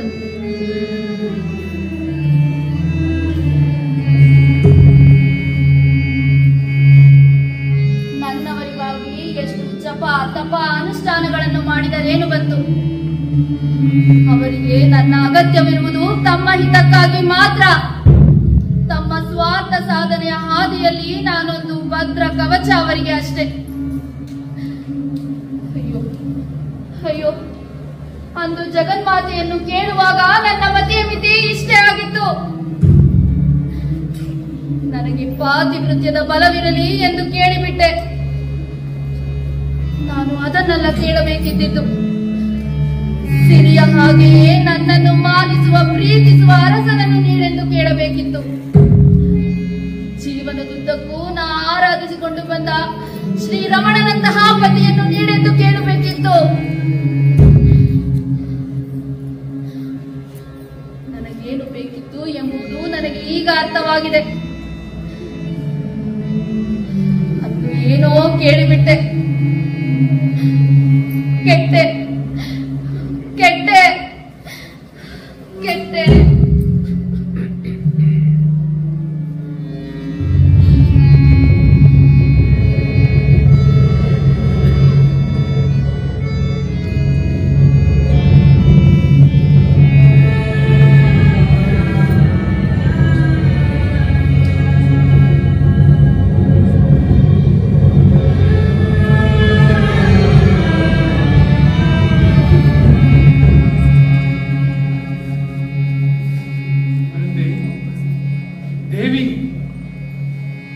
ದೇವಿ, ಪ್ರಭು, ನೀವಿಲ್ಲಿ ಕೈಲಾಸದಲ್ಲಿದ್ದೀರಾ ಎಂಬ ವರ್ತಮಾನಗಳನ್ನು ಕೇಳಿದ್ದೇನಲ್ಲ. ಅಲ್ಲಿದ್ದವರು ಇಲ್ಲಿ ಹೇಗೆ? ನಿನಗಾಗಿ ಬಂದವರನ್ನು ಹೀಗೆಂದು ಕೇಳಬಹುದೇ?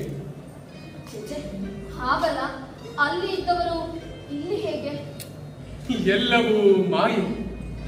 ಮೂರು ಲೋಕಗಳೇ ಮಾಯೆಯ ಹಿಡಿತದಲ್ಲಿರುವಾಗ ನಾನೇನು ನೀನೇನು? ಸ್ವರ್ಗ ಎಂಬುದು ಮಾಯಾಲೋಕವೆಂದು ಕೇಳಿಬಲ್ಲೆ. ಅದೆಲ್ಲಿ ನನ್ನ ಪ್ರಭುಗಳನ್ನು ಮಾಯ ಮಾಡಿದೋ ಎಂದು ಹೆದರಿದೆ. ಸ್ವರ್ಗ ನಾವಿಬ್ಬರೂ ಇದ್ದಲ್ಲೇ ಸ್ವರ್ಗ. ಬೇರೆ ಸ್ವರ್ಗದ ವಿಷಯ ಈಗ ನಮಗೇಕೆ ಪ್ರಿಯ? ಅಯ್ಯೋ, ದಣಿದು ಬಂದಿರಬಹುದು ನೀವು. ನಿಮ್ಮ ಆಯಾಸ ಪರಿಹಾರಕ್ಕೆ ಏನು ಬೇಕೆಂದು ಕೇಳಲಿಲ್ಲ ನಾನು. ಹೌದು, ಮತ್ತೆ ಪರಿಹಾರ ಹುಡುಕಿಯೇ ಬಂದಿದ್ದು ನಾನೀಗ. ಹಾಗಾದರೆ ನಿಮ್ಮ ಉಪಚಾರಕ್ಕೆ ವ್ಯವಸ್ಥೆ ಮಾಡುತ್ತೇನೆ. ನಿನ್ನ ಒಣಬಾಯುಪಚಾರಗಳೆಲ್ಲ ಬೇಡ. ಅದಕ್ಕಿಂತ ಹೆಚ್ಚಿನದ್ದು ಏನಾದರೂ ಉಂಟು ನನ್ನ ಪಾಲಿಗೆ? ಈ ವೃದ್ಧೆಯೇ ನಿಮ್ಮವಳು. ಇನ್ನು ಉಪಚಾರವನ್ನು ಕೇಳುವ ಕೊಡುವ ಮಾತೆಲ್ಲಿ ಪ್ರಭು? ಹಾಗಾದ ಮೇಲೆ ಅಷ್ಟು ದೂರದಲ್ಲಿ ನಿಂತರೆ ಹೇಗೆ? ದೂರ ಹೋಗಿದ್ದು ನೀವು, ಈಗ ಹತ್ತಿರ ಬರಬೇಕಾಗಿದ್ದು ನೀವೇ. ಬಲಿ ಸಾರುವುದಕ್ಕೆ ದೇವಿಯ ಅಪ್ಪಣೆ ಉಂಟು. ಹಾಗಾದರೆ ಹತ್ತಿರ ಬಾರದಿದ್ದರೆ ನನ್ನ ಆಣೆ.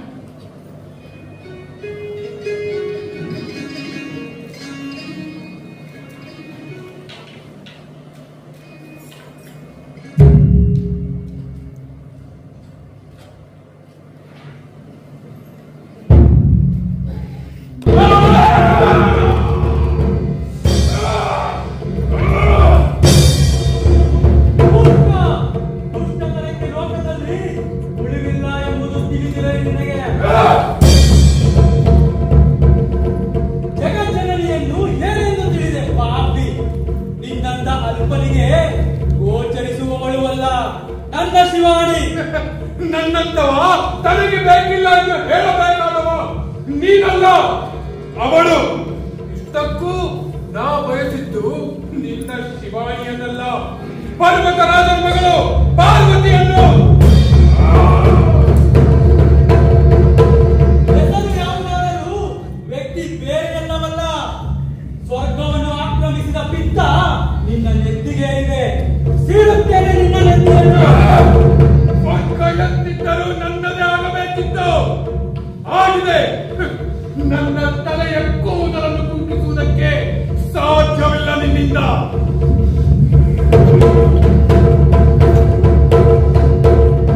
ನೋಡಿದೆಯಲ್ಲ ನನ್ನ ಮೂರನೇ ಕಣ್ಣನ್ನು. ಒಮ್ಮೆ ತೆರೆದನಾದರೆ ನೀನೇನು ನಿನ್ನ ಕುಲವೇ ಅರಿದು ಓದಿದ್ದು ಜೋಕೆ. ನಿನ್ನ ಕಣ್ಣೆ.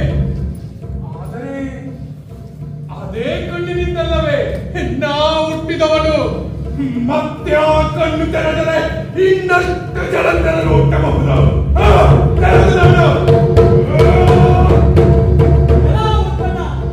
ಯಾರೊಂದಿಗೆ ಮಾತನಾಡುತ್ತಿರುವೆ ಎನ್ನುವ ಪರಿವೆಯಾದರೂ ಇನ್ನು ನಿನಗೆ. ಮಹಾದೇವ ಕಾಲ ಕಾಲಾಂತ ಗಣಿಸಿದ ಈ ಜಗದೀಶ್ವರನೊಂದಿಗೆ. ನೀನೇ ಹೇಳಿದೆಯಲ್ಲ, ಹೆಸರು ಯಾವುದಾದರೂ ವ್ಯಕ್ತಿ ಬೇರೆಯಲ್ಲ ಎಂದು. ನನಗೆ ನಿನ್ನ ಪ್ರಭಾವಳಿಗಳ ಹಂಗಿಲ್ಲ.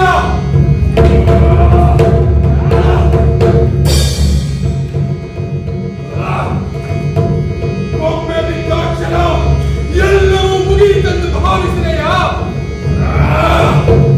ಈ ಜಲಂಧರನಿಗೆ ಅಂತ್ಯವಿಲ್ಲ. ನಿನ್ನಿಂದಲ್ಲ, ಯಾರಿಂದಲೂ ಸಾಧ್ಯವಿಲ್ಲ.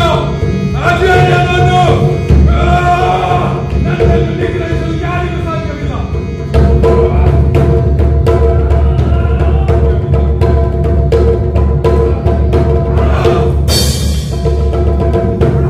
ಅಜೇಯ, ಅದು ನೀನು.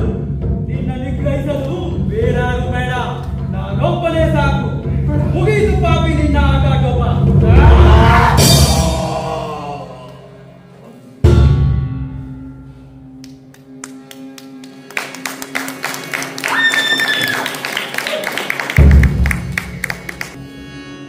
ದೇವನಾಗಲಿ ಜೀವನಾಗಲಿ ಭೂಮಿಯ ಸಂಸರ್ಗಕ್ಕೆ ಬಂದ ಮೇಲೆ ಇಲ್ಲಿನ ಕರ್ಮಾಕರ್ಮಗಳ ಅಂಟಿನಿಂದ ಮುಗಿಸಿಕೊಳ್ಳುವುದು.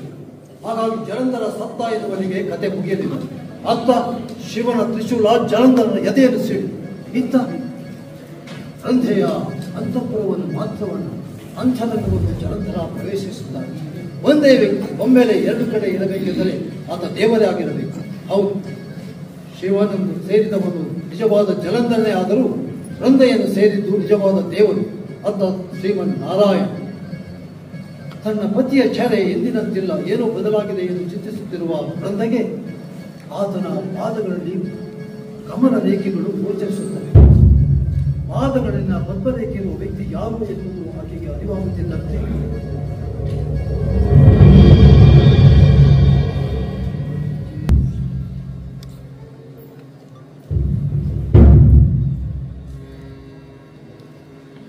ಎಲ್ಲಿ ನನ್ನ ಜಲಂಧರ ಪ್ರಭುಗಳು? ವೃಂದೆ, ಆತ ತಾನು ಹೊರಟಲ್ಲಿಗೆ ಮರಳಿ ಸೇರಿದ್ದಾನೆ. ಅವನಿನ್ನು ಬರುವುದಕ್ಕೆ ಸಾಧ್ಯವಿಲ್ಲ. ಅಯ್ಯೋ ಅಯ್ಯೋ ಭಗವಂತ, ನಾ ಕಂಡ ಕನಸು ಇಷ್ಟೊಂದು ಕ್ರೂರವಾಗಿ ನೆನಸಾಗುವುದು ಎಂಬುದರ ಕಲ್ಪನೆಯೂ ನನಗಿರಲಿಲ್ಲವಲ್ಲ.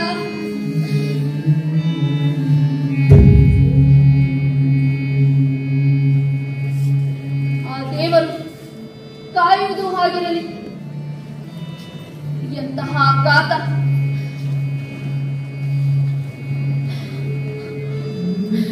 ಇಡೀ ಲೋಕದಲ್ಲಿ ಇದಕ್ಕಿಂತ ಘೋರವಾದದ್ದು ಇನ್ಯಾವುದೂ ಇಲ್ಲ. ಕಾಯುವವರು ಯಾರೂ ಇಲ್ಲ ಎಂದಾದರೆ ನಮ್ಮ ಕಡೆಯ ಉಸಿರಿರುವವರೆಗೂ ನಾವು ಹೋರಾಡುತ್ತೇವೆ. ಕಾಯುವವರು ಇದ್ದಾರೆ ಎಂಬ ಭರವಸೆಯಲ್ಲಿರುವಾಗ ಇರುವ ಆಯುಧಗಳನ್ನು ಕೆಳಗಿಟ್ಟು ಬಿಡುತ್ತೇವೆ. ಎಂತ ನತದೃಷ್ಟೆ ನಾನು, ಎಂತ ನತದೃಷ್ಟೆ ನಾನು. ದೇವಿಯ ವರವನ್ನು ನಂಬಿದೆ, ಭಕ್ತಿಯ ಶಕ್ತಿಯನ್ನು ನಂಬಿದೆ, ಪತಿಯ ಶೌರ್ಯವನ್ನು ನಂಬಿದೆ, ರಕ್ಕಸ ಕುಲದ ಭಾಗ್ಯವನ್ನು ನಂಬಿದೆ. ಯಾವುದೂ ನನ್ನ ಕೈ ಹಿಡಿಯಲಿಲ್ಲ. ನಾ ನಂಬಿದ ದೈವವು. ಮುಂದೆ ನನ್ನ ಈ ವರ್ತನೆಗೆ ಕ್ಷಮೆ ಇರಲಿ. ಇದರ ಹೊರತಾಗಿ ಬೇರಾವ ಮಾರ್ಗವು ಉಳಿದಿರಲಿಲ್ಲ ನನಗೆ. ತಪ್ಪು ತಪ್ಪು ತಪ್ಪು. ಅಚ್ಯುತನಲ್ಲಿ ಚ್ಯುತಿಯನ್ನು ಹುಡುಕಲು ನಾನೆಷ್ಟರವಳು? ಕೇವಲ ಒಬ್ಬ ಭಕ್ತೆ ಮಾತ್ರ. ದೇವ ಎಂದಿದ್ದರೂ ಭಕ್ತಾಧೀನ ಎನ್ನುತ್ತದೆ ಲೋಕ. ಆಗಿರುವುದು ದೇವರಿಗೆ ಅಗತ್ಯವೂ ಹೌದು, ಅನಿವಾರ್ಯವೂ ಹೌದು. ಆದರೆ ನಂಬಿದವರೆಲ್ಲ ಒಕ್ಕೊರಲಿನಿಂದ ಮೊರೆ ಇಟ್ಟಾಗ, ಭಿನ್ನವಾದ ಬೇಡಿಕೆಗಳನ್ನೇ ಮುಂದಿಟ್ಟಾಗ ಎಲ್ಲರನ್ನು ಕಾಯಬೇಕಾದವ ಏನು ಮಾಡಬೇಕು? ಅಂದರೆ ನೀವು ಹೇಳುತ್ತಿರುವುದೇನು? ಈಶ್ವರನ ಶಕ್ತಿಯಿಂದಲೇ ಹುಟ್ಟಿದವನೇ ಆಗಿದ್ದರೂ ತಾಮಸ ಗುಣವೇ ಜಲಂಧರನನ್ನು ಆವರಿಸಿಕೊಂಡಿತ್ತು. ಆತನ ಆದಿಯಿಂದಲೇ ಅಂತ್ಯವೆಂಬ ವರದ ಬಲವು ಜೊತೆಗಿತ್ತು. ಶಿವನೆದುರು ಮುಖಾಮುಖಿಯಾದರೂ ಸೋಲದಂತೆ ಅವನನ್ನು ತಡೆದಿದ್ದು ವೃಂದೆ ಎಂಬ ಅಪೂರ್ವ ಶಕ್ತಿ. ಶಿವಜಲಂಧರರ ಯುದ್ಧದಿಂದ 3 ಲೋಕಗಳಲ್ಲಿ ಉತ್ಪಾತಗಳು ಸಂಭವಿಸುವ ಸೂಚನೆಗಳು ಕಂಡವು. ಅಷ್ಟೊಂದು ಶಕ್ತಿಯನ್ನು ಅವರಿಬ್ಬರು ಹೊರಸೂಸುತ್ತಿದ್ದರು. ಅದನ್ನು ನಿಲ್ಲಿಸದೆ ಜಗತ್ತನ್ನು ಉಳಿಸುವುದಕ್ಕೆ ಸಾಧ್ಯವಿರಲಿಲ್ಲ. ಸೃಷ್ಟಿಯನ್ನು ಕಾಯುವವನ ಬಳಿ ಜಲಂಧರನ ಶಕ್ತಿಯನ್ನು ಕುಂದಿಸಲು ಕಡೆಯದಾಗಿ ಉಳಿದಿದ್ದು ಇದೊಂದೇ ಮಾರ್ಗ.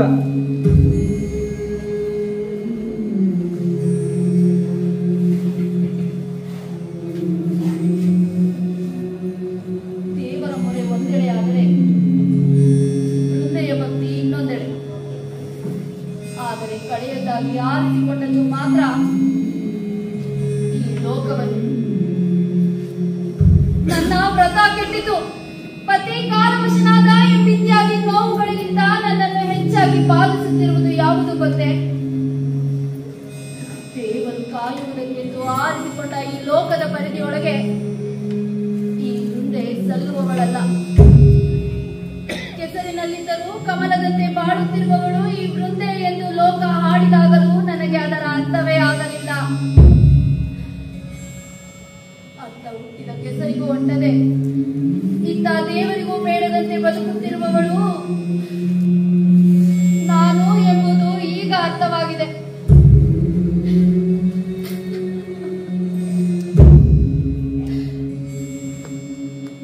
ಒಂದೆಡೆ ಪತಿಯ ಮಹತ್ವಾಕಾಂಕ್ಷೆಗೆ ಆಸರೆಯಾಗಿ ನಿಲ್ಲಬೇಕು, ಮತ್ತೊಂದೆಡೆ ದೇವರ ಕೆಲಸಕ್ಕೂ ಸಲ್ಲಬೇಕು. ಅವರವರ ಕೆಲಸ ಮುಗಿದ ಮೇಲೆ ಈ ವೃಂದೆ ಯಾರಿಗೆ ಬೇಕು? ನಿನ್ನ ಯಾವ ಮಾತಿಗೂ ಉತ್ತರ ಕೊಡಲಾಗದ ಅಸಹಾಯಕತೆಯಲ್ಲಿ ನಾನಿದ್ದೇನೆ ವೃಂದೆ. ಜಲಂಧರನನ್ನು ನಿಗ್ರಹಿಸಿ ಲೋಕವನ್ನು ನಾನು ಕಾಪಿಟ್ಟಿದ್ದು ಹೌದಾದರೂ ನಿನ್ನ ಪಾಲಿಗೆ ನಾ ತಪ್ಪಿದ್ದೇನೆ ಎಂಬ ಭಾವ ನನ್ನ ಪ್ರತಿ ಉಸಿರಿನಲ್ಲೂ ಇದೆ. ಈ ಮಾರ್ಗವನ್ನು ಕಟ್ಟ ಕಡೆಯದಾಗಿ ಆಯ್ದುಕೊಳ್ಳುವಾಗಲೂ ಇಷ್ಟೇ ಚಡಪಡಿಕೆಯನ್ನು ಅನುಭವಿಸಿದ್ದೇನೆ. ಇದರ ಹೊರತಾಗಿ ಇನ್ನೊಂದು ದಾರಿ ನನಗೆ ಕಾಣಬಾರದೇಕೆ ಎಂದು ಅಲುಬಿದ್ದೇನೆ. ಈಗಂತೂ ನನ್ನೊಳಗೆ ನಾನು ಕುಸಿಯುತ್ತಿದ್ದೇನೆ. ಇಗೋ, ಲೋಕದ ಸೂತ್ರ ಹಿಡಿದವನೇ ಲೋಕದ ವ್ಯವಹಾರದಲ್ಲಿ ಸೂತ್ರದ ಗೊಂಬೆಯಂತಾಗಿದ್ದೇನೆ. ನಿನ್ನೆದುರು ತಲೆ ತಗ್ಗಿಸುತ್ತಿದ್ದೇನೆ. ಬೇಡ ಪ್ರಭು, ಬೇಡ. ತನ್ನ ವ್ಯಾಪ್ತಿ ಮೀರಿ ವರ್ತಿಸಿದ್ದಕ್ಕೆ ಶಿಕ್ಷೆ ಅನುಭವಿಸಿದ್ದು ಜಲಂಧರ ಮಾತ್ರ ಅಲ್ಲವಲ್ಲ, ಸಲದಾಗಿ ಮುಂದೆಯೂ ಹೌದು.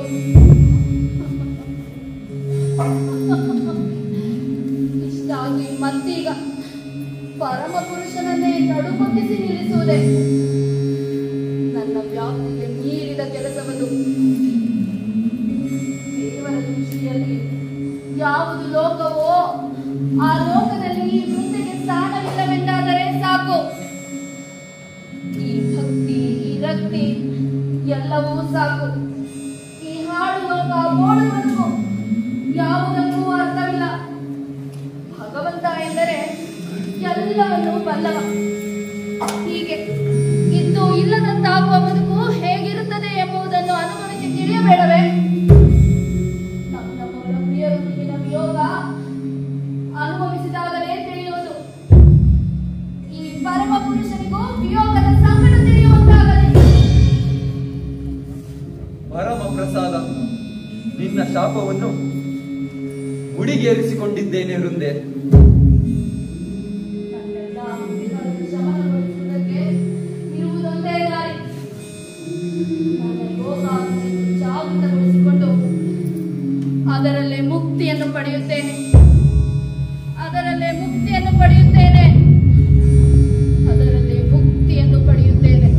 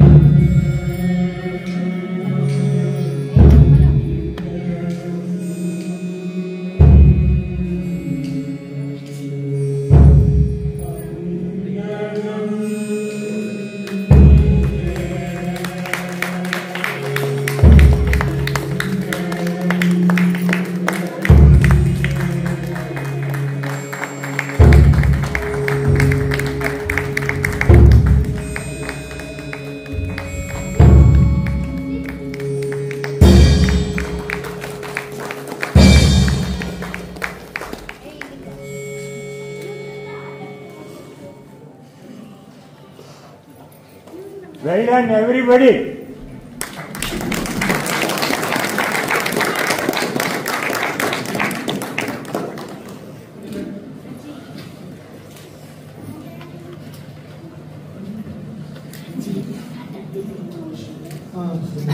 ಎಲ್ರಿಗೂ ನಮಸ್ಕಾರ. ಈಗ ರಂಗದ ಮುಂದೆ ಪಾತ್ರಧಾರಿಗಳು ಅವರವರ ಪರಿಚಯವನ್ನು ಅವರು ಮಾಡ್ಕೊತಾರೆ. ಮಹಾರಾಣಿ ನಂದಕುಮಾರ ಸ್ವಾಮಿ,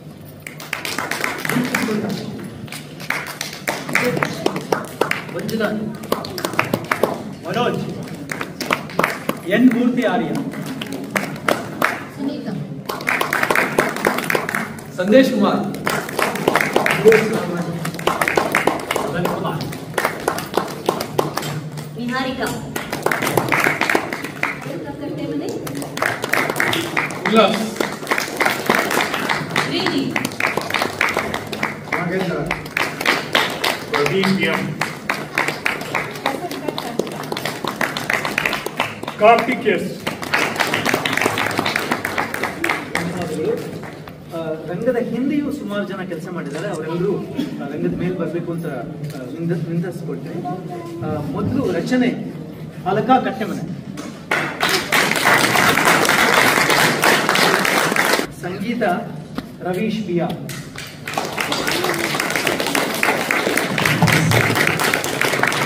ಸಹಕಾರ ಕೃಷ್ಣ ಚೈತನ್ಯ ಮತ್ತು ಎ ರಾಮಾನುಜನ್,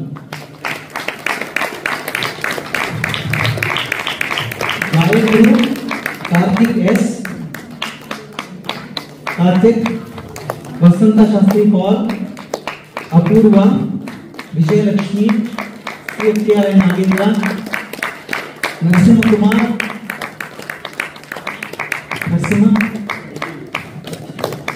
ಮದನ್ ಕುಮಾರ್, ಬೆಳಕು ಜೀವನ್ ಕುಮಾರ್ ಹೆಗಡೆ, ರಂಗಸಂಗೀತೆ ನರಸಿಂಹಕುಮಾರ್, ಸಹಾಯ ಮದನ್ ಕುಮಾರ್ ಮತ್ತು ಮನೋಜ್, ವಸ್ತ್ರ ವಿನ್ಯಾಸ ಮತ್ತು ಪ್ರಸಾದನ ಅಶ್ವಥ್ ಕದಂಬ ಮತ್ತು ನಾಗೇಶ್.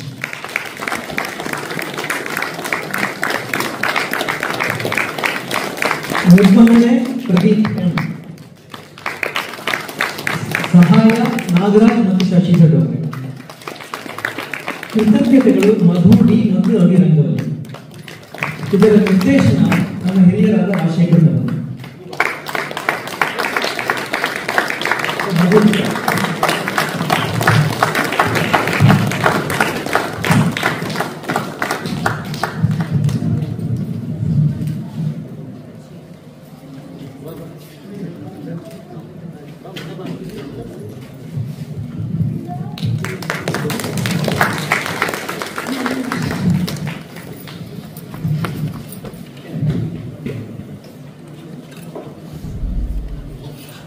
ಧನ್ಯವಾದಗಳು. ನಾಳೆ 6:30 ಮತ್ತೆ ಇದೇ ಆಗ್ತಾ ಇರುತ್ತೆ.